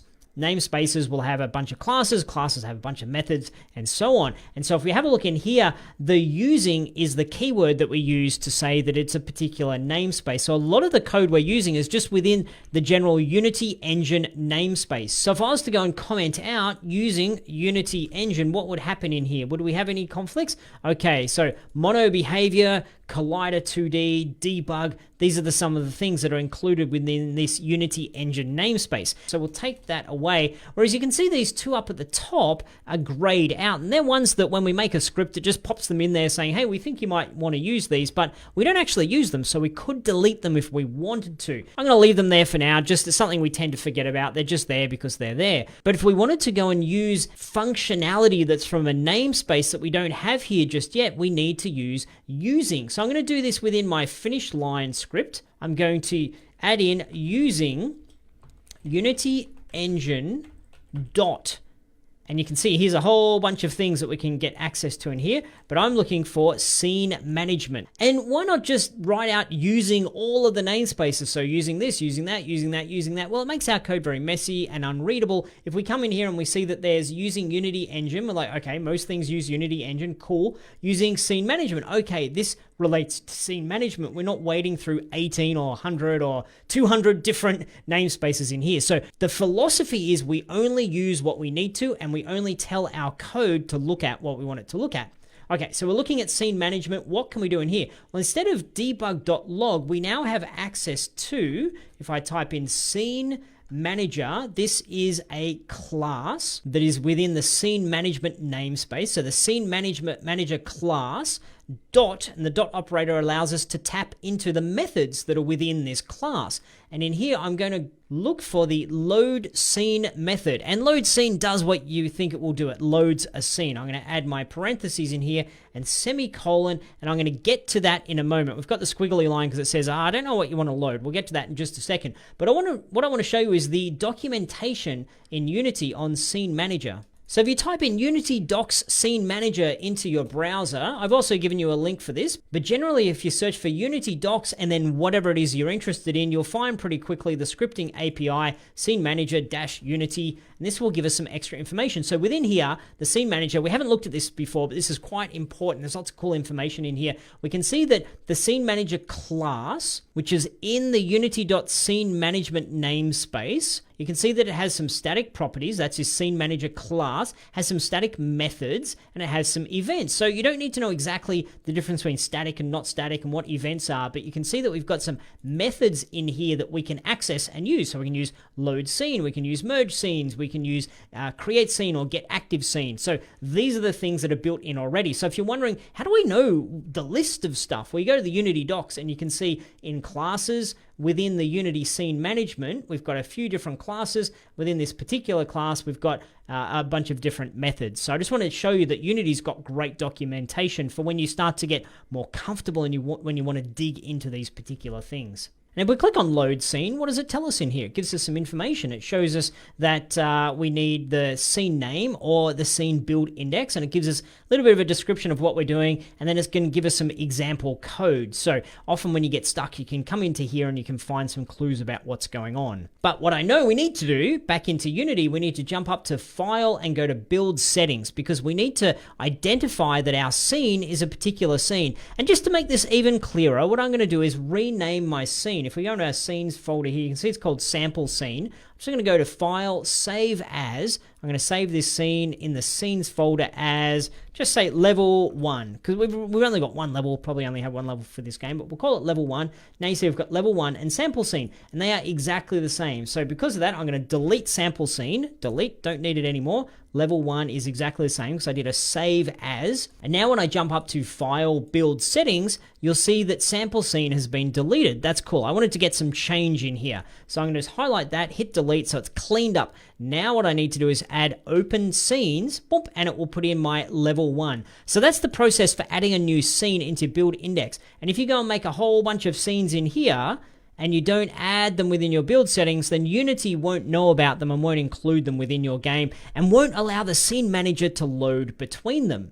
So now that we know this is level 1, so we know the name is level 1, and we know the index all the way over here is 0. And is often the case with programming, we start at 0 and then we go to 1 and 2 and 3. So this is scene index 0. If I jump back over into load scene, we can either put in here the name or we can put in the index. For now, I'm just going to add 0. That's the index for this one and only scene we have in our game. So when the player goes through the finishing line, we are going to load scene 0. Let's save on that and see if we've got our functionality correct. I'm just going to close down the build settings. We don't need to do anything more in here. But in the future, this is where we would build, so we can make a WebGL build, for example. I'm going to click on play, and that was the finishing line I was working on. So when we scroll down here, bonk, it puts me all the way back to the start. So it's basically just reloading the whole scene. It's the equivalent of me pushing play is what's going on there, because our code is saying just reload the scene. And we don't have a delay. There's a little bit of fanciness we can do around this. We'll do later on. But now this is doing exactly what we wanted it to, which is just reloading the exact same scene, putting us back to the start of the level. So I have a challenge for you. You've probably guessed what it is already. It's to reload our scene when we bump into the ground to finish the crash detector script that you're working on in the last lecture. So pause the video and implement that functionality. Okay, let's find the one we're looking for. We're looking for crash detector. In here, instead of debug log, ouch, I hit my head, I'm going to use the same code, scene manager, and you can see as I type it in, it doesn't know what I'm trying to do. Squiggly line, it's not auto-completing. That's because we're not using the Unity engine.scene management. Little trick for you here, if you type in scene manager, This is, you and I know this is from the Scene Management namespace. If I hit Control and period or full stop on the keyboard, it gives me some options in here, and it gives me the option of adding to our script using Unity Engine.SceneManagement. So I can just click on that and it will automatically add in the namespace that's relevant for the thing I'm typing in. So that's a quick way of doing it. Or you could have just typed out the whole using statement up the top here. Okay, Scene Manager, load scene, and it's going to be build index 0 once again. Save with our semicolon at the end. Click on play. Actually, you know what? I'm going to move my finish line a little bit further away just so we don't crash into it before I've had a chance to crash into the ground. Boom, down there. And we will get rolling. And then if I flip upside down, bounce, and we reload the scene. Boink. Excellent. Boink. So we've got that working. We've got our win condition. If we make it all the way down to our red thingamajobby, our finishing line, then we'll reload the scene. And also if we bonk on our head, we reload the scene using the Scene Manager class, which is contained within the Scene Management namespace. Great work. I'll see you in the next lecture. We've got the functionality for loading our scene, but at the moment it's a little bit jarring for the player. If you crash and bump, instantly you're teleported back, and we don't want that. We want to have a little bit of a delay so that we can potentially play some particle effects or do something else. Likewise, when we cross the finishing line, we want to have the player have a moment of, I actually finished the level and won this. So how do we go about creating a delay? Well, we've got two useful approaches we can use when we want to, say, wait a moment in our game. One of those is Invoke, which we'll be using in this lecture, and the other is coroutines, which we'll be learning later on in the course. Invoke is a little bit easier to understand. It's more straightforward to use. So we're going to use Invoke, and when we use Invoke, we need to pass in, so we need to tell it the name of the method we want to call after a delay, as long as how long the delay is, and we write it like this. Invoke, this is the name of the method, parentheses, and then within our quotation marks, we have our name of the method, comma, and then whatever the delay might be. So let's go set up the structure for this. I'm going to jump back over into finish line in our script, and the place we want to put this is in here. After we have our, if this is the player, so we've triggered something, we've bumped into something on the finishing line, we're saying, if it's the player, then do a thing. Well, currently we've got our code here. It's not a method, but we can turn this into a method.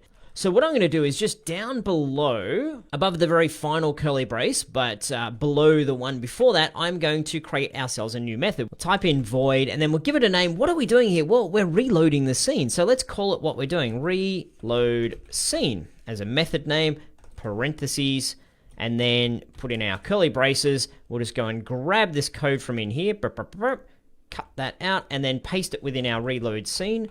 Paste. We're going to call the method in here using invoke. So invoke, and then in our quotations, we're going to call this method reload scene. And see, because it's a string reference, we don't get any nice autocomplete. It's not saying, hey, I think you want to type reload scene. It's just saying, go for it. And hey, dude, make sure you don't mess up the typing. That's all cool. We're happy to do it this way because we understand the risks and we're willing to take them on like rebels that we are. Comma, and we'll set ourselves a 2-second delay, so it's really, really clear that we're getting this delay. Save it up and click on play. Make sure you don't make the mistake I made just a second ago that I edited out of the video where I was wondering why was there not a delay when I crashed? And I'm like, you know what? You actually put that on the finishing line, you fool. Okay, 1, 2, and then boom, reloads. Okay, so we've got our delay in there. That is awesome. 2 is probably a little bit too much. We want to go and tune that. At the moment, we've got a magic number, so this is buried within our code. If we're like, that level loading is taking too long, I want to change that. We want to put that in the inspector. So that's going to be one of the bits of a challenge for you is to finish our invoke. Instead of using a magic number, at the moment I've got 2 just shoved into my code, serialize a variable and use that to represent our delay so that we can tweak that in the inspector. And then also set up invoke with a serialized variable, of course, for our crash detection as well. I'll probably put my crash detection at half a second, maybe a second, but we'll play around with it. So there's your challenge. Take that on. See you back here when you're done. Righty-o. So first step, let's give ourselves a member variable, which we'll serialize. So serialized field, this will be a float. We know it's a float because the invoke is saying, hey, I want you to give me a float. So float, we'll call this load delay. You can call it whatever you want, just make sure it makes sense to you, and we'll initialize that at, I think, 1 second for our loading for our finish line stuff, and then within here, just need to add load delay as our variable. Save that. We don't need to check that because I'm confident it's going to work. Famous last words. I'm going to go over to crash detector, put in the code for this. So we're going to type this out, which will be void reload scene. Same stuff, same code. I could have copy pasted it. Reload scene, but I'm going to type it in to practice my typing. And then in here, it's going to be scene manager load scene, and then paste. And now we're going to add invoke, just as we did before, parentheses, semicolon. This will be reload scene. Make sure it's exactly the same. What's the delay that we want? Well, we'll do another load delay as our variable, and then semicolon. We haven't created load delay yet, so up the top, we're going to serialize field. It will be a float, and it will be called load delay. And we'll initialize that. This is for when you're bonking your head, isn't it? We'll initialize that as, I think, 0.5f. We don't want to have too long where you're like, it crashed. Long enough to play a particle effect and then whoop, take us back to the start. So we'll save, make sure all these things work. Click on the play. I'll try crossing the finishing line first and see if that resets. And then if I'm a little bit uncoordinated, I might even accidentally crash. Whoop, whoop, whoop, whoop. And then cross the line. 1, 2. Yes, excellent. And then let me hit my head. Bonk. Half a second. Great, there we go. So we've added a little delay. That gives us a lot of flexibility where we could play a sound effect, we could play some particle effects, we could do all manner of things after you have that moment. And of course, we can use Invoke to delay calling a method in many places in our game, not just reloading a scene. So it's a really good tool for you to have in your toolkit now, knowing that you can add this small delay. So good stuff. I'll see you in the next lecture. Hello again. In this lecture, we're going to be playing around with particle systems, and I'll show you the ins and outs of how to create your own particle systems. One, kaboom, for when we cross the finishing line, and the other for when we crash with Barry. So let's jump in and get started. Let's start by making some particle effects for when we cross our finish line. Now, the process for creating some particle effects, hop over into your hierarchy. You can right-click and create effects, particle system, and then bloom, there we go. You see there's some particles being emitted. Now, around the outside of mine, I have these orange box kind of things. That's because the gizmo is showing us the selection outline. If you find gizmo at the top of your scene view, the little arrow next to that, you can uncheck selection outline, and that will go away. And then you can see just the particles on their own. So this is a particle system just sitting within our world. I'm going to rename this to be, let's see, finish effect. And then what I'll do as well is I'll drag this finish effect underneath finishing line, or on top of finish line, so it becomes a child to finish line. And now this belongs to finish line. So if I was to click the little eye icon over near the finish line here and turn that off, you can see this toggles being able to view things on and off, and it will turn off all of the things within the finish line game object, the children underneath it. Now, I want to move it over to where the finish line is going to be. So while I'm clicked on finish effect, I move over to here. And you can see that's going through the process of zeroing it out. So I'm actually just going to go 0, 0, 0 for the transform on my finish effect. And that will put it right in the middle of our finish line. So we've quickly chucked in a particle effect, but let's have a little look at what's going on here. So particle systems have an emitter and particles. The emitter is the thing that we're placing in the world. That's the thing that has the transform information on it, a certain location. And then we give behavior to the particles that are being emitted from this emitter. The particle system itself is a component that gets added to a game object. So if I jump back into Unity, if you have a look at the finish effect here, you can see there is a component here on top of the game object. If you go right-click, effects, particle system, it will create a new game object, and on that, it will automatically add the particle system component. What I could also do is click on finish line, go to add component, and search for particle system, and add a particle system here. We can do that, but it's not as flexible, because if we want to move things around as I did just before, where's my particle effect go? Then it's much better to have that as a child game object underneath the parent game object and not have the component right on the parent game object itself, because then we can't move the parent and the component independently. The component that's on this level of game object moves where that game object is going to be. And then we use modules for controlling the behavior of the particle system. So the modules, if we click back on our particle effect and open up my component, you see all of this stuff here are modules. If you click on something, click on it, it opens up that particular module. If there's a little tick box next to it, as we see on emission, that means we are using the module. If I unclick that, emission basically means things getting emitted, so things getting spat out of the emitter, the particle effects. So clicking it on means we will be using that module, and then we can vary the values within this. So you see rate over time, if I was to increase this to say 100, then it pushes out 100 particles each second. That's part of the emission module. We have the shape module, and if I was to click on the shape module here, change it from a cone to say a sphere, then everything will be getting spat out in this round circular kind of pattern. And the last point of my slide here is each particle is not a game object. So we have our game object, which is our finish effect game object, on which it has a particle system component, and we can modify the modules within this component. But each of these little dots, I'm just going to hit pause on my little menu just here. You see that comes up whenever you select on your particle effect.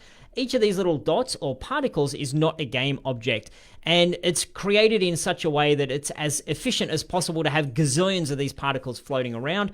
So there's some things we can and can't do and can't access. I can't access the transform of this one individual particular particle just here. I can only access the transform of my emitter and then modify the behavior of the particles as they get spat out of our emitter. So click back on play, and what am I looking to do here? I'm looking to have just a short burst of like a little fireworks moment, kaboom, like that. So let's have a look at some of the settings here. In the main level, the main module in here, the one that you don't get a choice to turn on and off, so just at the top here it says finish effect, which is the name of our particle system. The duration is how long we are going to say turn on the particle effect when we trigger it in our code. So if I stop here at the moment, you can see that this is looping. And we know that because the looping checkbox is turned on. So it's saying run for 5 seconds. This is a duration. And then when that 5 seconds has ended, well, just loop, start again from the start. So I'm going to turn off looping, and I'm going to change the duration down to 1 second. Click on play, and you see we get 1 second worth of burst, 1 second worth of particles being emitted. So that's getting closer to what I'm looking for my kind of celebration you cross the finish line, that kind of burst quick effect. I'm going to put this down to say, I don't know, 0.2. And just between you and me, I haven't planned what I'm going to do with my particle system here. I'm just jumping in and winging it, which is nearly always the way that I create particle systems. I play around with the values, a little bit more of this, a little bit less of that, until I get it to the point where I like it. So if I click play here, kaboom, there's a little bit of a particle explosion. That's great. Okay, what are the next numbers we need to look for in here? Well, the start lifetime is going to determine how long each particle lives for. And you can see it's on 5 seconds at the moment. So these particles, while I was yabbering away there, lasted for 5 seconds and then blinked out. I want to have them a little bit lower than that, probably around about a second. So if I put it to 1 on start lifetime, and then when I click on play, boom, we get 1 second where they stay alive. 1, and then stop.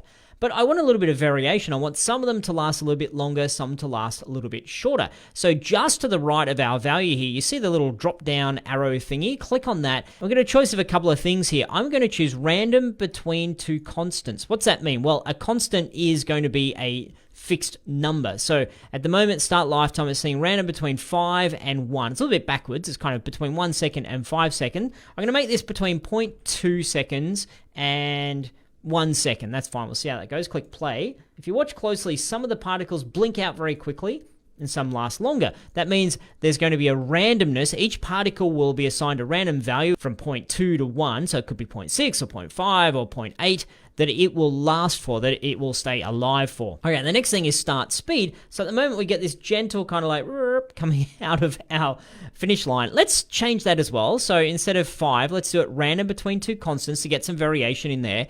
We'll do it between 5 and, I don't know, 100 to see what happens. Bam! Okay, that's going to shoot these things off way further and way faster. Do I want them to go that far? Probably not.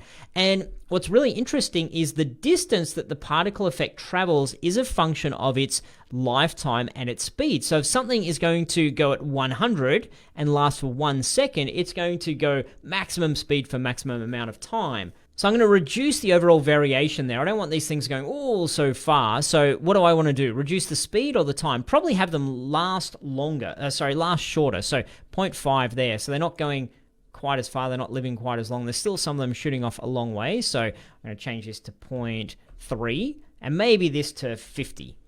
So like I say, it's just a lot of messing around to see how things go. Yep, and that looks pretty good. Okay, what do we want to look at next? Well, we already briefly looked at emission. I want to turn the emission up. Now that we've turned the duration down to 0.2, that means we're only going to get 0.2 of a second's worth of emission. So I'm going to get 0.2 of this 100, which, if my mathematics doesn't elude me, is probably 20 particles that are being spat out. So you see in there, I'm going to play and then pause very quickly. There's around about 20 particles being spat out. So if I increase this to, say, 500, and then go play, boom, that's probably more like 100 particles getting sprayed out. Okay, so that's looking the general shape I'm after in terms of the emission.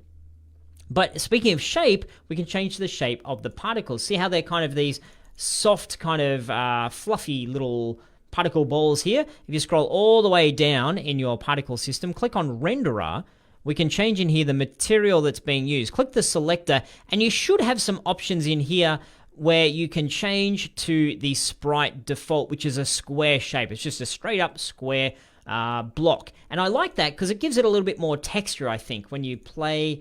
It's instead of these little furry ball things, it's a good chunky block, and I think that fits with the style of our game. Okay, now I'm not super happy with the color. It's very snowish in color, but when we cross over our finish line, it's red, so we should probably have some red in there. If we have a look at all the way up to the top, you see our start color. If we click the little selector next to that, I can once again get some variation. I can have a gradient, random between two colors, random between two gradients. I'm going to choose random between two colors. The first color I will have, I think, is white to say, yeah, we're in the snow. And the second color, if I click on the white here, I'm going to change it to a red. So when I click on play, we should get all the colors between white and red, including a bunch of pinks in there, saying, kaboom, we've crossed the finishing line. You can play around with all these values. You're not going to break anything, and see what happens. The other one I tend to play around with is noise. So if we click on noise, you can see that it's going to apply some sort of wobbliness to it. So if I click play, not seeing wobbliness yet. If I increase the strength to, say, 10 and click on play, then you get some wobbliness. It's hard to see when it's going so fast. What can we do about that? You see the playback speed here. If I put this to 0.2, that will show us a little bit of that wobbliness. Yeah, at that slower speed. What about 0.7? Play. Okay, you know what? It actually looks a bit better when these things aren't going quite so crazy fast. Let me put this back up to 1. A little bit too quick. I'm going to go up here now and change my start speed probably from 5 to 50 to 5 to 25. We'll see how that looks. Okay, I'm happy with that. When you cross the finish line, just a little bit of a explosion. Not too bad. Okay, so we've created one particle system here together. My challenge for you is to go ahead and create a second particle effect that we can trigger when the player crashes. So for now, just create the particle effect. We're not going to trigger it until the next lecture. Pause the video, create a second particle effect, and when you're back, I will show you how I'll go about creating mine. And just a little tip, if you're going to want to cheat, you could go and click on this one and duplicate it, Control D, rename it, put it in a different spot, etc. And then you could modify what we've created already. That's a little sneaky tip for you there if you want to do that. But there's a challenge. Take that on. See you back here when you're done. Okay, so I am actually going to do my sneaky tip. I'm going to Control D, and I'm going to change this to be Crash Effect. Now, it's totally in the wrong spot. Where do we want to trigger a particle effect when we crash? We want to trigger it on the player. So let's go and drag our crash effect underneath Barry. Boom, that should open it up. Show me I've got crash effect in there. And we need to, on crash effect, we need to set its position to 0, 0, 0, so that it's right on top of Barry here. Maybe even pop it on top of his head. There we go. And you can see these little shurikens or ninja stars, if you will, to show that's us using the particle system. When I click on play, boom, that's firing out of Barry's head. I'd like to have it probably in front, I think, rather than behind. You can do whatever you want. So how do we do that in front? Well, scroll all the way down to Renderer and find, where are we? It's a little bit hidden in here. So you see order in layer. It's the same order in layer we've played around with before. I'll put this at 20 because I think Barry's currently at 10. So click on play. Okay, now that's in front of his face, like boom. So we see when he crashes, we see the particle effect more than we see him, which is fine. Now he's going to be crashing into the snow. So I want it to be snow sort of color. So click on the color, change it to bluey kind of thing for one of them. See how that looks. Kaboom when he crashes. Now they're a little bit too big when he smashes his head. I don't need them that big. So the other thing I didn't show you before, we can change the start size. See, start size is currently 1. Let's make a start size of 0.3 and see how that feels. Boom. Okay, just little dots flying out. So I'm going to do a randomness here, random between 2 constants. I'm going to do it from 1 to 0.3. I prefer to do things the other way around so I can see it logically. 0.3 to, shall I make it 1? I'll make it 0.8, I think. Kaboom. So there's some stuff that's going to spray out of his head. It looks a little bit too much like the other one, the finish line one, so we'll make it a little bit smaller. I don't think his brain's spraying quite that far, so let us change the start lifetime down to 0.2, maybe 0.1 and 0.2. Boom, just a quick little crash. There we go. So I've created 2 particle effects, one for when we crash, kaboom, one for when we're on the finishing line and we cross the finishing line, kapowie. We're ready in the next lecture to hook those up and to trigger them in our code. So I'll see you in the next lecture. In this lecture, we're going to hook up in the code so that when Barry crashes or crosses the finish line, we trigger, boom, our particle effects. The first thing to do is open up, let's see, we'll work on finish line together and then I'll set you the challenge of working on the crash detector yourself. So we have finish line open. What we need to do first of all is create a reference for the particle system. So what do I mean by that? Well, when we tell Unity to, hey, you bumped your head, play this particular thing, it's going to say to us, okay, Rick, what particular thing do you want me to play? So in this case, the way I'm going to set up the reference is by jumping into my finish line script and saying or typing serialized field, and I'm going to create a reference to a particle system, and that particle system I am going to call finish effect, semicolon. And so if we save this, when we jump back into Unity, we find where our finishing line script is. It's on our finish line game object. Now you can see we have this finish effect option. So I'm going to grab the finish effect particle effect, drag that into my finish effect. Now back over into our script. Now that it knows this finish effect, that's the variable that's storing our particle system, we can trigger it at the right point. And the way we do that is on trigger enter. Yep, when we bump into something, or when something bumps into us, sorry, if it's the player, we want to invoke our load scene with our bit of a delay. And that's simply a case of accessing our particle effect, so finish effect, which we know is a particle system, dot, and then we've got a few options in here. If you scroll through, you'll see one that is pretty aptly named, which is just play. And then parentheses, because it's a method, and semicolon. It's as simple as that, saying, hey, play this particle effect. Let's save that up and see if we have any unexpected consequences of doing this. I can think of one we might have. Now, when I click on play, does anything happen at the start? Yeah, boom, we had a finish line effect before we even got there. That's cool, I'm glad that happened. When we click on finish effect, you can see there's a setting down here which is play on awake. We want to uncheck that. If we have play on awake, then literally when we click the play button, it'll say, oh, I'm ready to go, and it'll play the particle system. We don't want to do that. So now when I click on play, let's see if this is going to work for us. Zoom, zoom, zoom, and then as we cross the finish line, kaboom! Okay, it's playing it in the scene view, but it's not playing it in the game view. Why is that?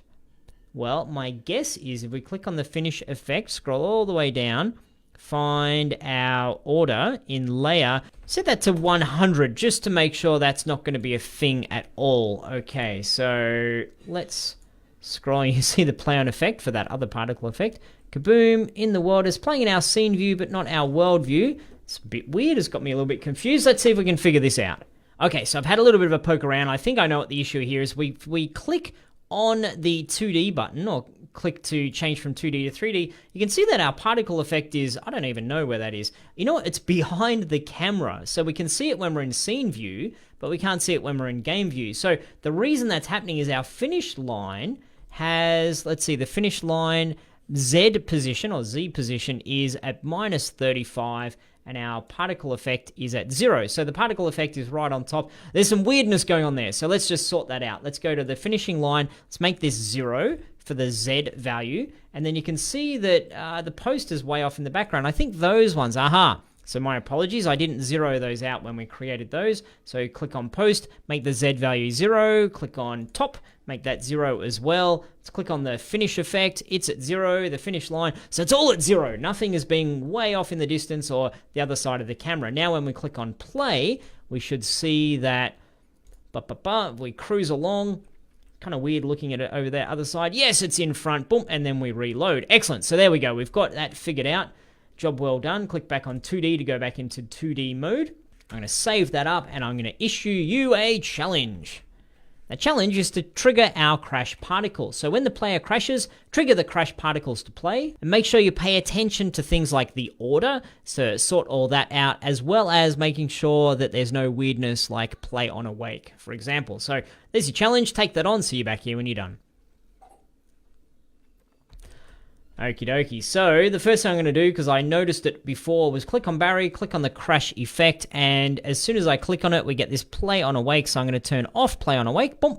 So we're not playing when we are awaking. Now I'm going to jump into my crash detector script, and once again, I'm going to serialize a variable, serialize field, and this will be, once again, particle system, and we will call this crash effect. Semicolon. Now, where are we going to play this? Well, we're going to play it when we bump into something. You could do this before your invoke or after your invoke. It doesn't matter so much, but you do want to ask yourself, is there going to be a difference if I do a thing before another thing? In this case, playing the particle system, I think is a good thing to come first before we say, now I'd like you to load the scene, but it shouldn't make a big impact, but we'll pop it first nonetheless. So we're going to say crash effect dot play parentheses, semicolon, and save, jump back to Unity. Let's just have a look at our order. So Barry's on 0, border top, and bottom on 0, crash effect 0. So that should all be fine. Good stuff. Let's do a dump, and then we'll just spin backwards and crash. Nothing happened. Okay, the crash variable, okay, this is cool. So we've seen an exception, and we haven't talked about this a lot, but this is something you might be seeing in your code from time to time. Down the bottom, you see our little red thing pop up. So we go to the console, it'll give us more information. It's saying the variable crash effect of crash detector has not been assigned. That's because Rick forgot to go back over into the Barry script, the crash detector script. See how we've got crash effect? I need to drag crash effect right onto there to say this is now referencing that. I made such a big deal about references before, then I went and forgot to reference this. Now when we click on play, it actually knows what to trigger when we crash. So crash, boom, there we go. Okay, one thing you'll notice as we move, the particle effect is moving with us. Do we want that? Do we want the crunch to be following or staying in the world? I think I want to try having it stay in the world. So if I crash just here, then the crash particles stay just there rather than flowing along with me. So we'll just try that. We'll see what works better. If you click on crash effect, there's a setting in here which is simulation space. You see it right near the top, or right near the top of all of our modules, simulation space. Change that from local to world, which means that the particle effects will stay wherever they are in the world. They won't continue to travel along locally, in other words, locally with Barry. So let's see if that look is any different. Kind of might be the same, to be honest. So we'll go crash, kind of stays in the world, but for now I think that's fine. Okay, so we're now triggering our particle effects when we go vroom through the finish line and when we go bump, and you've learned how to use the play method when it comes to particle systems. Okay, I'll see you in the next lecture. In this lecture, we're going to take a moment just to pretty up our level a little bit, to add some trees and clouds and do a little bit of extra tuning so that we're happy with where the game is at the moment. So let's get started. It's very important to tune your game every now and again. Importantly, it keeps your game playable as much as possible, and it improves the look and feel of your game on a regular basis, so you're not waiting till the very end of your project before you say, maybe now I make it look pretty. Why are these things important? Well, these things help us, first of all, keep motivated. I find that if I'm working on a game and I put a little bit of visual love into it, so the graphics look a little bit nicer, or the game feels a little bit better, then I get excited to work on the project and to implement more features. Also, it allows you to show your game and get feedback. That's really important. If you wait and then show it to people, it might be too late to make the changes or to get the new ideas. So you want to make sure the game is playable, that it feels good, and that it looks good, and not leave it with programmer art until the very end. And it helps you generate new ideas for your game when you're playing your game in a playable state. So I have a challenge for you to iterate on what you have at the moment. Tune the player to improve the feel if you haven't done so already. Look at the gravity, the rotation speed, the movement speed, etc. to get to the point where, yeah, this is pretty cool, doing jumps and bumps and stuff. Tweak the camera distance, add some background sprites. So right at the very start of this section, I gave you some sprites that include some trees, some clouds, and some other things. So plop them down in the scene and get to the point where your game is feeling pretty good. So pause the video, take on that challenge. When you come back, I'll show you what I'm going to go through for my iteration on my game. So I'll see you back here shortly.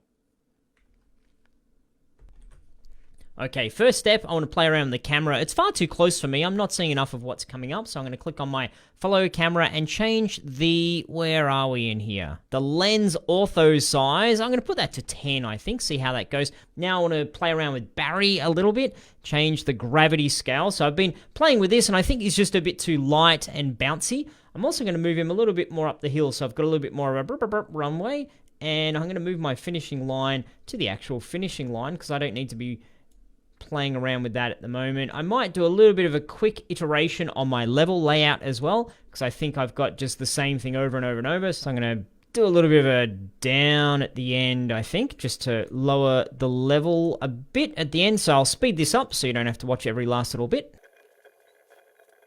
There we go, just a little bit of variety in there, nothing too fancy. Next, what I'm going to do is click on the main camera, and you can see how it's got a background color here. I'm going to change the background color to something that's not quite so dark blue. Might make it a little bit more bright, I think. There we go, a little bit of gray sky. When you're out in the snow, it's a little bit gray, isn't it? Now I'm going to scroll out a little bit, grab some trees, I think, chuck them down in the scene. So when we plop this down here, in previous parts of the course, we've talked about the size of things. I can click back on the original sprite and change the pixels per unit. So I want to make this tree bigger, so that means less pixels from the original sprite per unity unit. So I'll make this 20, see how that goes. Click on apply, boink, makes a nice big old tree in the background. Might be a bit too big, but that's fine. So I drop that one down there. Just a little bit of variety. So I'll go through and just scatter a few trees around.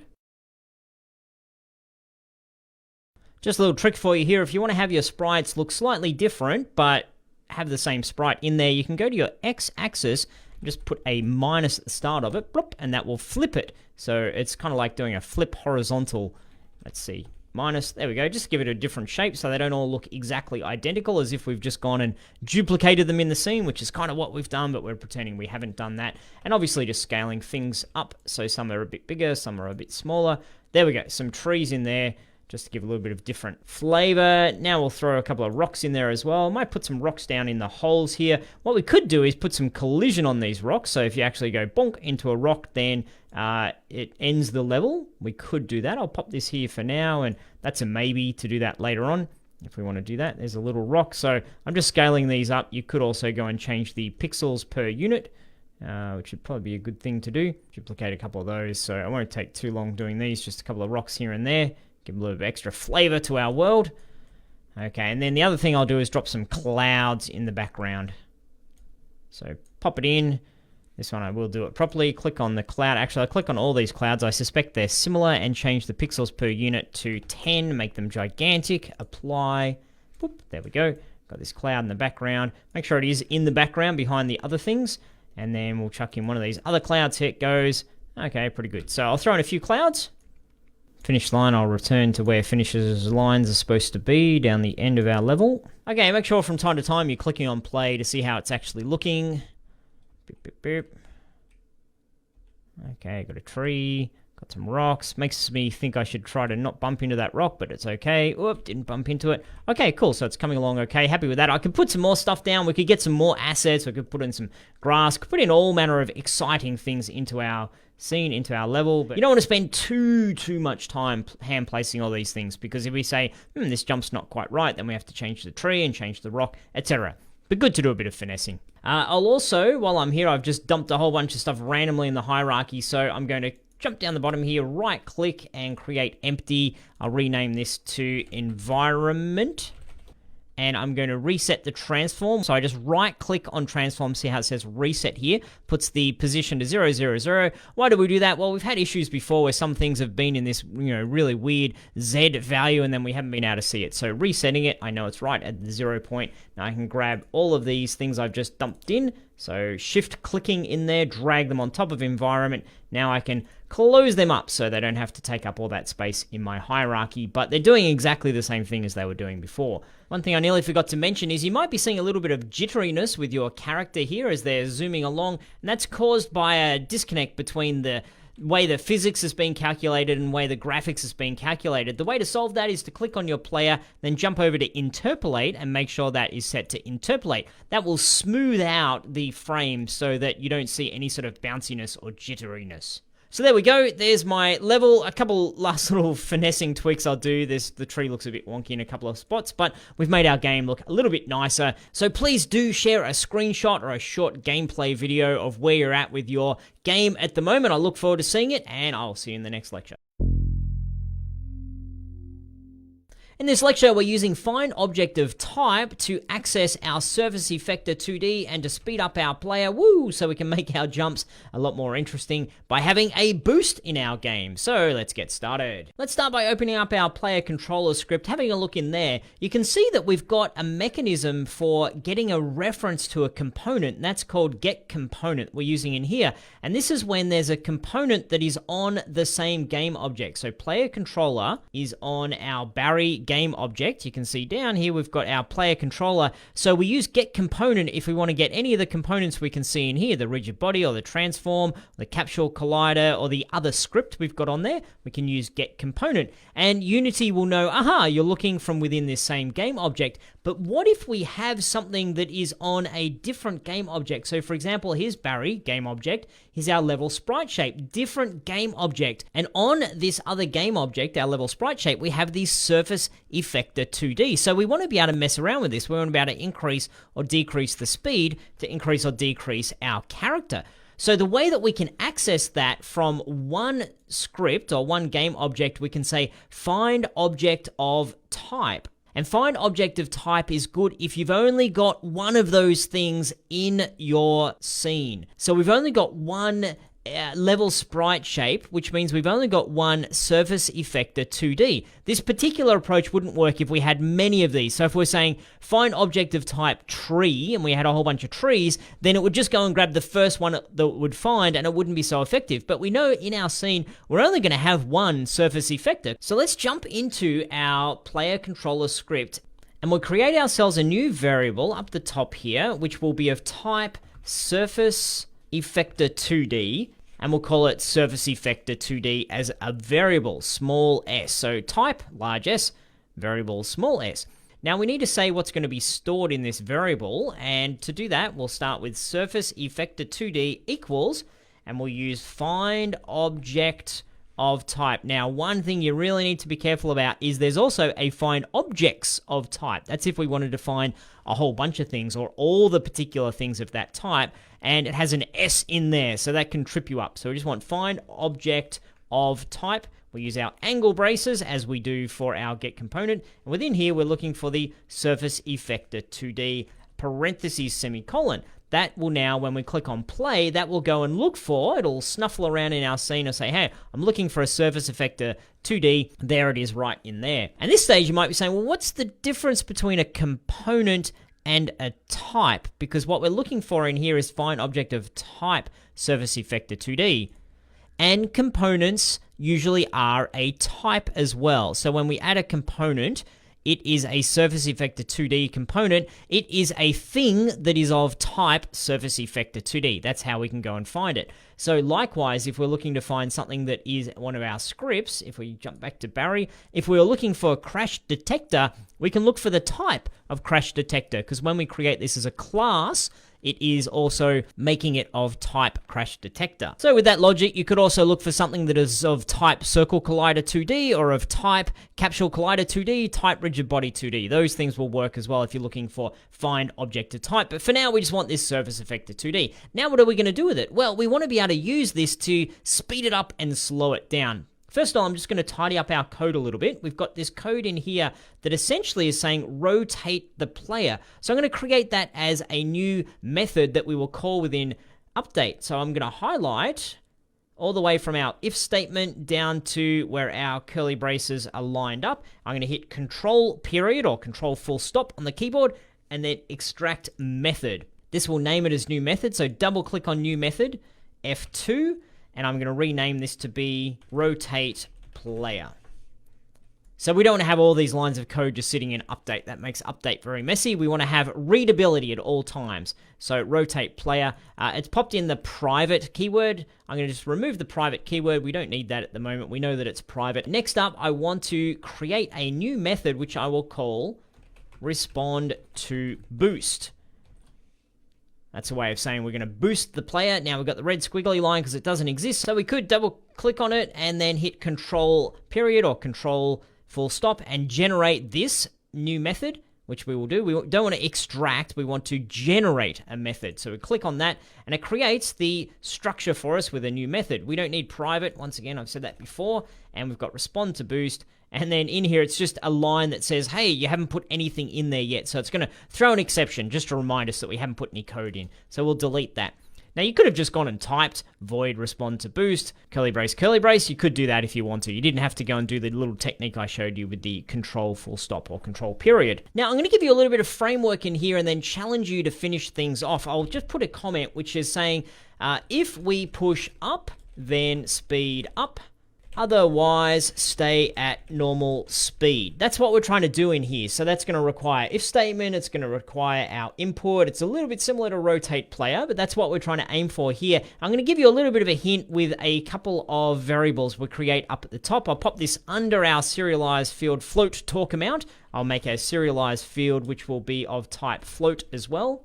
And we'll name this boost speed.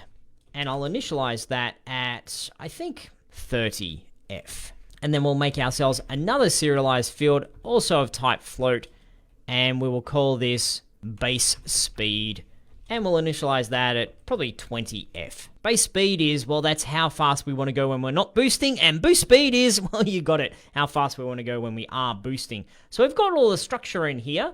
The last little hint I'll give you is we need to access the surface effector 2D and change its speed. So there we go. There's some clues for you. So here's your challenge. Make the player boost. Finish our code so that you can boost, in other words, speed up your player by increasing the speed of our effector when the player is pushing up on the keyboard. So you'll need an if statement and an else statement.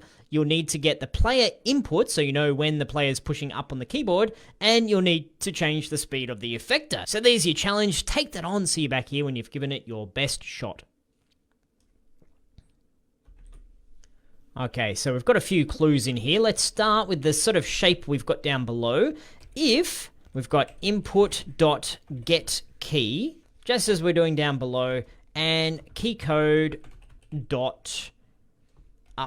arrow, I think we'll use. So just as we've done down below, what do we want to do if that's the case? Well, curly braces. In this instance, we want to be modifying or changing something to do with our surface effector 2D. So I didn't give you all the clues on this, but if you go to your surface effector 2D and have a look here, you can see that there is a field which is called speed. So we want to change the speed. We want to do exactly as we're doing with our mouse and keyboard here, but we want to do this in our code. So our variable surface effector 2D dot, and I believe there's a speed. Excellent. That's going to equal, what will it equal if we're pushing up? It will equal our boost speed. Boost speed. Semicolon. I could have just had that equal 30 in here, so I could have gone 30F like that, or just 30. But then if we want to change it, we have to come and find the exact spot in our code. So by having it serialized, we can find that within our inspector, which makes life a lot easier. So if we're pushing up, speed up. But if we just do that, once we push up once, we'll, we'll stay sped up. So we need to say else, which is another way of saying otherwise. And in this instance, we don't need to say else if. We're just saying, if you're doing that, do a thing. Otherwise, the default, the rest of the time, we want you to do something else. So we don't need to say else if the player isn't pushing up arrow. We're just saying, otherwise, do this thing. Parent our curly braces, and we will set our surface effector.speed back to our base speed. And then semicolon, I'll just remove my notes got down here. Make sure that we're calling respond to boost within update. Yes, we are. Click on save, back over into Unity. What I'm going to do just to test that this is working is I'm going to make my speed crazy fast. I find that's an easier way as opposed to being like, am I sped up? So I'm going to make it 100 in my inspector here. Let's click on play. Cruising, push speed. Whoa, woo! I think we can conclude that that is working. Now we'll pop this back to 30. We'll see if that's the right value for us to have. We want to make sure that when we're pushing, we speed up. When we stop pushing, we slow down again. Yes, we are definitely doing that. And does it help going over that jump? Oh, that was so excellent. That's exactly what I wanted. So now you can have the player speed up and do some sweet jumps. Woo! And I think, for me, I'm going to leave it that the player can just push speed whenever they want to. They can boost whenever they want to, as opposed to having some sort of timer or some sort of amount, like boost amount. But this is something, as you get more confident, you can come back to this project and you can put in all sorts of mechanisms. You can have some visualization on your screen of how much boost you've got left, and when you boost, then it decreases. So there's a lot you can do with this. You can push yourself, you can challenge yourself to take it further. But for now, I'm pretty happy with this implementation, where we've used FindObjectOfType to access the surface effector, which is on a different game object from the game object that we're listening to the input from our player. So there we go. That's all for this lecture. I will see you in the next one. In this lecture, we're taking on a meteor challenge where we're going to have particles that play when the character is touching the ground and turn off when the player is in the air. So let's get started. I'll start by showing you a new concept, and then I'm going to give you a nice big meaty challenge that brings together a lot of the stuff we've been talking about in this section. So you don't need to follow along with adding these things. I'm just showing it to illustrate. We've got two sprites, one on the left, one on the right, and each of them has a box collider on them. So if I turn off that sprite renderer, yeah, you can see there's the box collider on the right one, and the left one has the same. Now, what we know already is that when this one, or when that one moves and goes bump and bumps into that, you can see the green line on here. I've left it like that so you can see the green line. This one also has its green line, which is the collider, and it goes bump. At that very moment, we get an on-collision enter event that happens that Unity knows about, and then we can use that moment to do stuff. We can say play a particle effect, or end the level, or do whatever, or crash the player. So there's a moment, boom, that's on-collision enter 2D. We've been working through. There's also another thing we know is that when they are no longer touching, there's another event which is on collision exit. So it works exactly the same way, but one is boop, when they touch, and the other is when they stop touching. It's the same with trigger volumes. If the one that I'm wiggling here is a trigger as opposed to a collider, then as you pass through it, you'll say that's an on trigger enter, and as you finally leave it just there, you'll get an on trigger exit event. And we can use that to say, okay, when is Barry the snowboarder, I'm just going to delete these guys, don't need them anymore, thanks very much. When is Barry the snowboarder touching the ground? That's when his collider is touching with the ground collider. We know at the very moment that happens, on trigger enter, and then if Barry gets some sweet air off one of the jumps, then we get an on collision exit moment. So there's a little bit of theory. Here is the meaty challenge I promised. First of all, I'd like you to create a new script called dusttrail.cs. So we're going to put all of our logic in this new script, and then I want you to make particles that can be scattered along behind the player. So just a little simple particle system, doesn't need to be super fancy. And then here's the cool thing. Only play the particles when the player is touching the ground. And this is the main meat of the challenge. And if that's enough for you, if you're like, yeah, I got this, Rick, no worries, then pause the video, take that on. If you'd like a couple of hints, here are some hints for you. Consider using on collision enter 2D and on collision exit 2D, the theory that I was just telling you about. I was telling it to you for a reason. It wasn't just random pondering from an old man. For collision events, for entering and exiting, we can use other.gameObject.tag to find out what it is that we're colliding with. Now, I think in the past when we were bumping into triggers, we only used other.tag, but if it's a collision event, because we're getting information about the game object, that's what other is all about, other.gameObject.tag might be what you need to use. And then consider using particlesystem.stop. We've used particlesystem.play, so I'm pretty sure you can figure out what particlesystem.stop is, because I know you're a clever cookie. So there's our challenge. It's a nice meaty one. Give it your best shot. See you back here when you're done. Okay, so I'm going to make a particle system really quickly. Might look a bit ugly, but click on Barry, right-click, Effects, Particle System. I'll rename the particle system to be, say, Dust Particles. I know they're not technically dust, but kind of the thing we're doing is pushing dust behind us. It's kind of snow, I guess, but we'll call it dust. Pop it in the back of where we want to come out, and I'm just going to change the duration down to something quite small, so 0.1. Leave on looping, that's fine, because we want it to play until we tell it to stop. Start lifetime, they're going a little bit too far at the moment. We'll put the lifetime down to 0.5. I'll do some variation later on, but for now we'll just get in the macro amount. Start speed, I think that's fine as well, because I'll be moving away. We want them to be kind of sticking around in the world. Emission, I'm going to increase this to, say, 50. I'm going to go find my renderer down the bottom, change the material, click on the little selector to the square thingy. That's good. They're now too big, so I'll reduce the size of this from 1 down to, say, 0.2. Okay, so far so good. Now I'm going to change the simulation space from local to world. So that means as we're cruising along, let me see if I can just simulate this for you here. As we're cruising along, we want them to stay where we leave them in the world. We don't want them to follow along with Barry. If I was to have them on local, as I move this around, you can see the entire particle system moves around with me. So I want to leave that in world space. Let's click on play, just see if it's generally in the ballpark. I don't want to finesse this too much at the moment because I want to get into the code. Let's see so you can actually see it. Okay, yeah, so I mean there's little particles flying along behind. As we cruise along. Looks okay. I'm going to change it so instead of it being emitted in a circle like this, let's change it the shape. So change the shape to be a cone, I think. And you can see it doesn't quite look like a cone. Click on 2D. You can see the cone is pointing into the screen, into the Z or Z axis. So if we change the Y, yep, there we go. Now we can have it pointing backwards. So I'm just going to do this minus 90. I'm going to decrease the initial start point of it. That would be the radius. Drop that down a little bit. Just kick it up a bit, and we'll see how this is feeling. Okay, not too bad. I'm just going to change one last thing and then move on. I'm going to change the start speed down to, say, 2.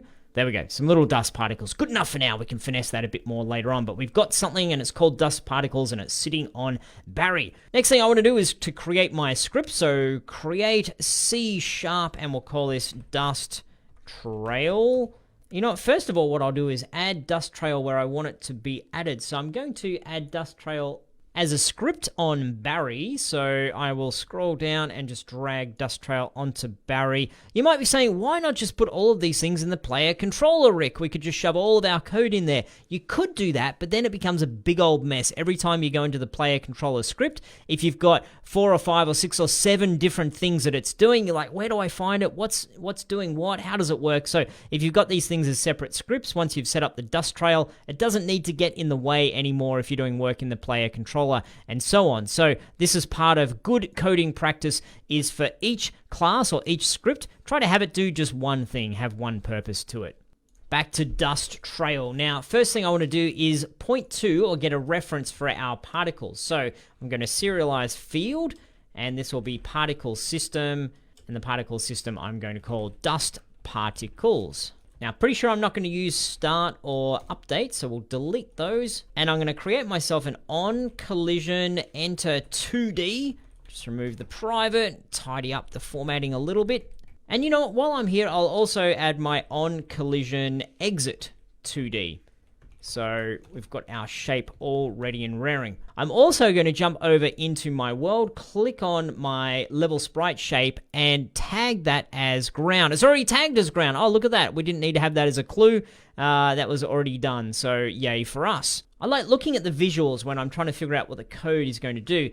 If the player is touching the ground, play particles. If the player is not touching the ground, don't play particles. So we want to make sure, first of all, that we're touching the ground. So if other, remember, we get the information about the other thing that we're touching, other.gameObject.tag equals, and then we want to have ground. Make sure we spell that correctly. Then what do we want to do? We want to find our dust particles, so dust particles, and we want to play them, man. There we go, parentheses, semicolon. If we're touching the ground, play. And then if we exit, if we are not touching the ground, so if other.gameObject.tag equals ground, so in other words, if we've just gone and exited the ground, Then what do we want to do? Dust particles.stop. And let's save that up and see if by some miracle I haven't forgotten a step. What we do need to do is find Barry. We've got our dust script. We've got our particle system. We want to grab our dust particles, drag that over there so it's very clear this is what we want to be popping out behind us. Make my screen a little bit bigger so we see what's going on here. If we're touching the ground, do we have particles? Okay, the particles started before we landed. We might want to look at that. And then we get some sweet air. Boop, boop, boop. No particles whatsoever. Get some speed on that. Awesome, so they're turning on and off based upon whether we're touching the ground, just with a little bit of simple logic there. So hopefully you went okay with that challenge. Let's do one last thing here where I'm going to click on the dust particles and we just need to turn off the play on awake. We only want to have them play when we start touching the ground. Let's have a look. Touching the ground, touching the ground. Okay, so if you wanted to, you could go and finesse your particles a bit more. I might do a little bit of that off camera, but not enough that you need to worry about just with that finessing of it. So good stuff. I look forward to seeing you in the next lecture. In this lecture, we're going to add some audio into our game for when Barry crosses the finish line or when Barry bumps his head. So let's get started implementing some audio. Let's start with a little bit of audio terminology so that we're on the same page here. We'll need an audio listener in our scene, and it acts kind of like a microphone in that it receives the sounds and plays them through your computer speakers. It's not literally a microphone, but metaphorically, it's listening for what sounds are being played. Usually the audio listener is placed on the camera in the scene. So by default, our camera, let's just quickly have a look at this. We'll click on our main camera, already has an audio listener that's sitting there saying, I'm listening for sounds, which is very cool. We have an audio source, which allows us to play the audio and also allows us to adjust settings. For example, to adjust the volume to be louder or less loud for particular things we want to play in our scene. And then, of course, we have audio clips. This is what contains the audio data to be played within our scene. For example, MP3s, or waves, or OGG or OGG files. They're some of the file formats that Unity can play. The first thing to do is for us to grab a couple of sound effects. So we're going to need two sound effects, one for the crash, one for the finish. So you can jump onto the internet, do some search for royalty-free sound effects or just sound effects in general and download some that you think would be pretty cool. Or you could go ahead and make a couple if you know how to do that using Audacity, for example. So I want you to find some sound effects you can use for crash or finish. Or if you're feeling a little bit lazy, you can just download the ones that I've provided you. Against this lecture, I've given you two sound effects. So if you don't want to go search for any, you can just use mine. So there's your challenge. Take that on. See you back here when you're done. I'm going to download and unzip the sound effects that I've got. I'm going to click on my assets folder actually, so I can drag these, click, drag them into Unity. And from here, I'll right click, create a folder, and that folder we will call audio. I think it's a good name for that. We'll grab both of these and pop them into the folder. Just a quick one, maybe if English is not your first language, SFX, the letters there, SFX, is just another way of writing sound effects. The letters F and X kind of sound like FX when you say them quickly, so that's how we write sound effects. Now I'm going to start with the finished line. If I double click on that, it takes me all the way down here. Actually, you know what? Let me just very quickly bring this all the way back next to Barry. So if we want to trigger this sound effect, we're not having to scoot halfway across the world to get there. Now the finished line, what we need to do first of all is add a audio source so that we have a way of playing a sound effect. So click on Add Component, search for audio source. You can see that there. Boop, that drops one on. In here you can see there's some fields and some settings. We have the audio clip, and this is the place that the audio source is going to say, I'm going to play this particular thing. So for me, when it comes to the finish line, I'm going to drag my finished sound effects onto audio clip, or I could have clicked the selector and found it within my project. Now this approach of dragging or having something set within the audio clip field is for if we're only going to be triggering one specific sound effect for this game object or for this audio source. So when we cross the finish line, it's always going to be this particular sound effect. So I'm comfortable with that. While I'm here, I'm going to drop the volume down to say 0.5 because I'm pretty sure it's going to be a bit too loud. I'm not going to mess around with any of the other things, but it's kind of cool to play around with pitch. If you wanted to make your sound effect a little bit higher, a little bit lower, you can change pitch. And while I'm here, I'm going to unclick play on awake because we don't want the sound effect to go when I click on the play button. We want it when the snowboarder flies through this collision area. Now, what script is going to deal with that? It's going to be the finish line script. So let's open up finish line. Now, because we're only playing this one sound effect, where are we? Back to finish line, audio source. It's just this one sound effect. All we need to do is say, let's get this component and play. That's all we need to do. So we'll jump in here and do this after we have finished our thing and done our thing. Yep, down in there. So right after we're invoking reload scene, let's simply get component. We can get component because the finish line script is on the same game object as our audio source, because the component we're going to get is audio source. Parentheses, and then dot. Now that we've got the audio source, what do we want to do? Well, audio source comes along with some methods, and one of those methods is to play, very similar to the particle effect. So play and then parentheses semicolon. Just to group this, I know it's a minor thing, but I'm just going to cut that and pop it right next to the particle effect so I can see when I'm scrolling through this. Okay, play particle, play audio, and then reload the scene. Click save. We'll see if this works. Okay, cruise.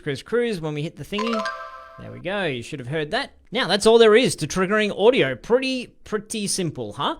But we're going to add a little bit of complexity. Not a lot, but a little bit of complexity. We're going to have a look at Barry, and we're going to say, with Barry, we might want to play many different sound effects with Barry. So let's go ahead and add a component, add the audio source component, which is a way for us to play our different clips. We might say, you know what, there's going to be a sound effect if you crash, a sound effect if you land, a sound effect if you do a spin. So we don't want to go and drag in one specific clip into the audio clip area in here because it's going to change, but we can play different things through code. How do we do that? Well, let's open up our crash detector, open that up, and within here we need to say, first of all, what is the sound effect that we want to play if we crash? So very similar to the way we did with the particle system, we'll serialize a field. This will be audio clip, so I've typed audio clip, and then we'll call this crash sound FX, or SFX for short. Now, as we did before, we'll look for where it is that we're crashing. Here it is that we crash. We're doing our particle effect.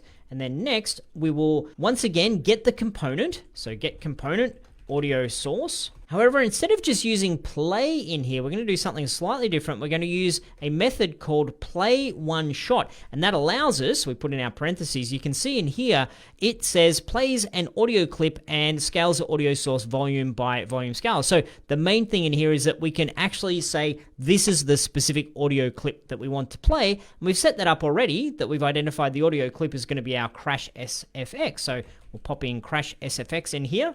And then semicolon. Getting the audio source, we're telling it to play. This time we're saying play one shot as our approach. And what are we playing? We're playing our crash sound effects. Save that. Back to Unity. Now we need to go and tell it which thing is the crash sound effect. Click on Barry and we'll find in here, where is our crash detector script? There it is.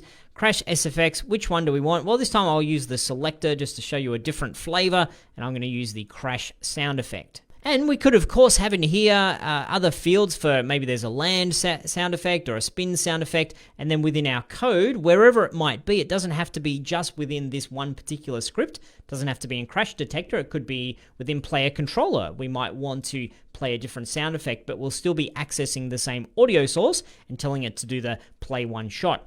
But let's see if this works. Click on play. There we go. Cool, does a nice little sound effect. Excellent. So there we go. We've got a couple of pieces of audio in our level, finish line and crash. It's pretty straightforward once you get the knack of it, but it really adds a lot of extra flavor to your game. Okay, I'll see you in the next lecture. Okay, I've got a bit of a problem and solution type lecture for us here, and along the way we're going to learn about public access modifier.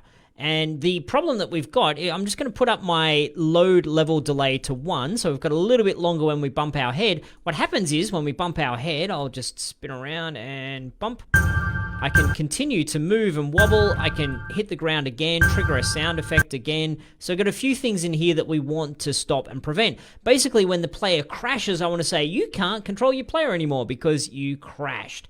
And I'm going to go about doing this in a way that allows us to understand public access modifiers. So looking at this theoretically, we've got our player controller script, which is saying how we move our player, giving us the ability to rotate and speed up, etc. And we want to block that control. However, we've got our crash detector that says, hey, I know when you crashed.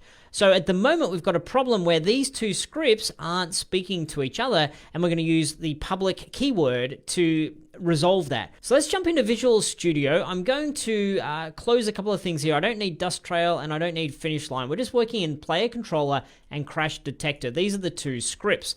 And we've talked a little bit, just very briefly, about public versus private. You've noticed each time private has appeared, I've got there and said, oh, I don't need private, I'm going to delete that. So what's going on here? Well, by default, all of our variables and all of our methods are only available within this particular class. That is to say, the scope of these things is local to this class. There's some terminology for you. Scope, in other words, where you can use it, and local to this class. We've also talked about how if we've got something within these curly braces, for example, if we were to go and define a variable within here, declare it and define it, then we can't use it outside of this scope. So those curly braces will define, you can use something within here but not elsewhere. And we've talked a little bit about member variables that we can set up at the top of our class and then use them anywhere. As a point of comparison, the scope of these things is throughout our entire class. However, how do we go about having something accessible from a different class? So for example, if I'm in Crash Detector at the moment and I want to have a method in here that in player controller we can call, at the moment we have no way of doing that. If I tried to call something in here, for example, the reload scene that I've created, if I try to say call this particular reload scene method from player controller, we won't be allowed to do that because reload scene is private. Remember, it's private by default, even if you don't see the keyword in there. We would need to use the keyword public in order for us to be able to call this method from other classes. And why is it set up like this? Well, it's safer that way. It means that we don't accidentally go and call things. It means that we are very explicit. We're going out of our way to say, I want this thing or whatever we set up to be able to be called from another place. The same is true for variables. So by default, our variables are private. So private int whatever is our variable in here. So there's a variable. We could make this public, and then we could change, update, modify this variable from other classes or other scripts. So for example, we'll make this 10. And then if we're over in, so this is in the crash detector, then over in player controller, we could access whatever and set whatever to 20. It's probably not the best name, is it? Whatever. Should name it something a little bit cleverer than that. But this is our variable. What you might see if you're cruising around on the interwebs, you'll see a lot of people use public instead of using serialized field. That is because if we set this to public, I'm just going to save my script here, jump back to Unity and show you what I'm talking about. Public is another way to allow us to see this in the inspector. So if I click on Barry, find crash detector, you can see here we've got whatever set to 10. I could modify that in here. So the public keyword or the public access modifier is another way to allow us to edit in our inspector. However, I choose not to do it that way because this also means we can modify whatever from other scripts, and that can happen accidentally, or it can be something that we modify, change, update, and we don't quite know exactly how it's happening. So that is why serialized field is a safer way of going about doing that. Now, in our situation here, what is it that we would like to make public? And I think we would like to have something within our player controller that is made public that says anyone, or any script, I should say, the script is not a person, Rick, calm down. So anywhere within our code base, within our project, we can call something on player controller to say, you can't move anymore. We're disabling controls. Let's go about creating that framework. I'm going to pop underneath update. We'll add in a new method, and I'm going to call this method disable controls because that's what it's doing. Now, in front of that, we're going to use our keyword public. And we need to say what the return type is, and we don't have any return information we're looking to get back, so we add void in here. We add our parentheses as usual, create our curly braces, and what is it that we want to have happen when someone says, hey, disable the controls, man? Well, we want to literally not allow the player to do these things. So there's a way we can do that by setting ourselves up a bool and using an if statement. Jump up to the top of our script, we'll create a bool and we'll call this can move. And we'll initialize that at true because you should be able to move. Yes, you can move. Now, a little micro challenge for you here. I want you to go about using our bool to say that if you can move, then you can move, but if you can't move, then you can't move. So there's a little micro challenge for you. See if you know how to do that. Okay, hopefully that wasn't too vague. It kind of felt a little bit vague, but where we can do this is within update. So I can type in if can move, and by default that means it's true. You don't have to say equals true. We just know if you're saying if can move is if this thing resolves to true, then hey man, you can go about rotating, you can go about boosting, and then curly brace at the end. So if you can move, then go about moving. Great.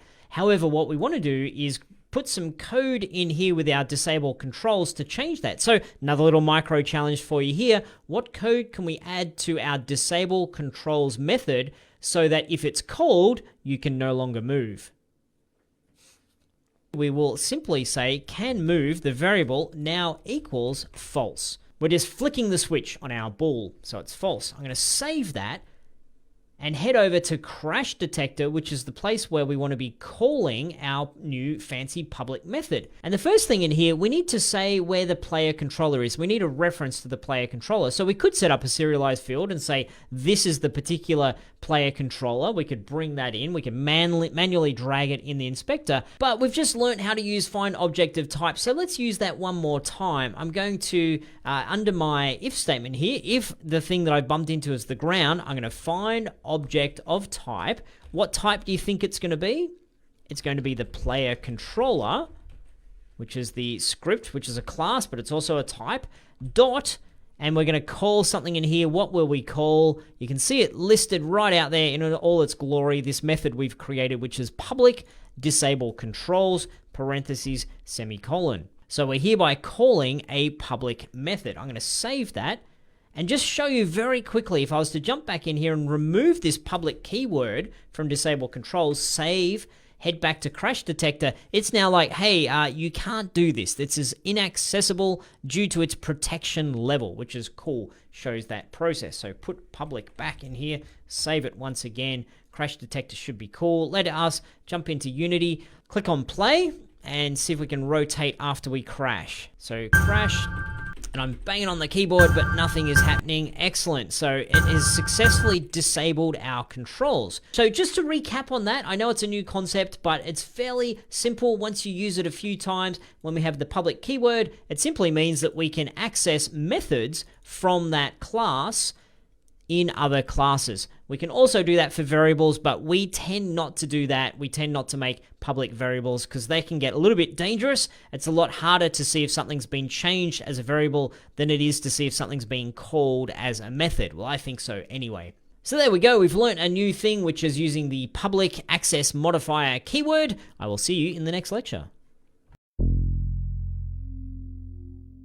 There's a quick piece of tidy up that I want to do, and I'm going to set this to you as a nice meaty challenge, and that is when we bump on the ground, we no longer have control, but if we bounce twice, then it plays the sound effect twice and plays the particle effect twice as well. So that's something that I want us not to have. When you bounce once, we have one particle effect, we have one sound effect, but it doesn't trigger for the second time, or the third time, or the fifth time, depending upon where you're crashing and how you crash. So I'm going to give this to you as a challenge to stop the double plays, implement some code so that the crash, sound effects, and particle effect can only be triggered once. And if you'd like some hints, then hang around. If you don't need any hints, pause the video and dive into that now, see if you can figure it out. And I encourage you to give it at least a bit of a try before you listen to the hints here. Give it a go, but if you do want some hints, here they are. Consider using a bool. We used a bool in the last lecture, so that's fresh in our memory. And also consider using the AND operator, which is these two ampersands, that's the name of this sign, these two ampersands together to see if something and something is true. So there's a couple of hints for you. Pause the video, take on that challenge. See you back here when you're done. Right, so I need to be in Crash Detector, and within here, I'm going to set myself up a bool that will be, let's see, something along the line, bool has crashed, I think, because that will signal that it's the end of what's going on here. Has crashed, and we're going to initialize that at false, because you haven't crashed as a default. It's only once you crash that you crashed. And then when we bounce into the ground, the first thing I'm going to do is say, well, you have crashed. You now have officially have crashed. So has crashed equals true. We're going to change our bool. And now the most important part of this is to say, don't do all this stuff if you've already crashed. And the way we can do that is pretty simple. In our if statement here, we've got if we've bumped into the ground, we can add in here and has crashed is what? Is equal false. So I could type it like this, equals false, or we could do it a slightly quicker way, which is to put an exclamation mark in front of has crashed, which means not has crashed. So if you have not crashed already, then do these things. The first thing we'll do is change it over to be true. So yeah, you have now actually crashed, but go ahead and finish what is in this method. We haven't talked about this much, but all of the code within a block, a code block here, will execute before any of those things is going to change our if statement. So yes, I've got has crashed equals true, but it's not then going to change the fact that we are executing our code block. It's going to execute this and this and this and that. And then if we bump into the ground again, it will come back and say, okay, are these conditions being met, yes or no? So just to be clear on that, that this will all be executing despite the fact that we've got this at the top. It doesn't change it and exit out of our method. Now let's save and see if this works, if I've got all the steps or if I've missed any of the steps.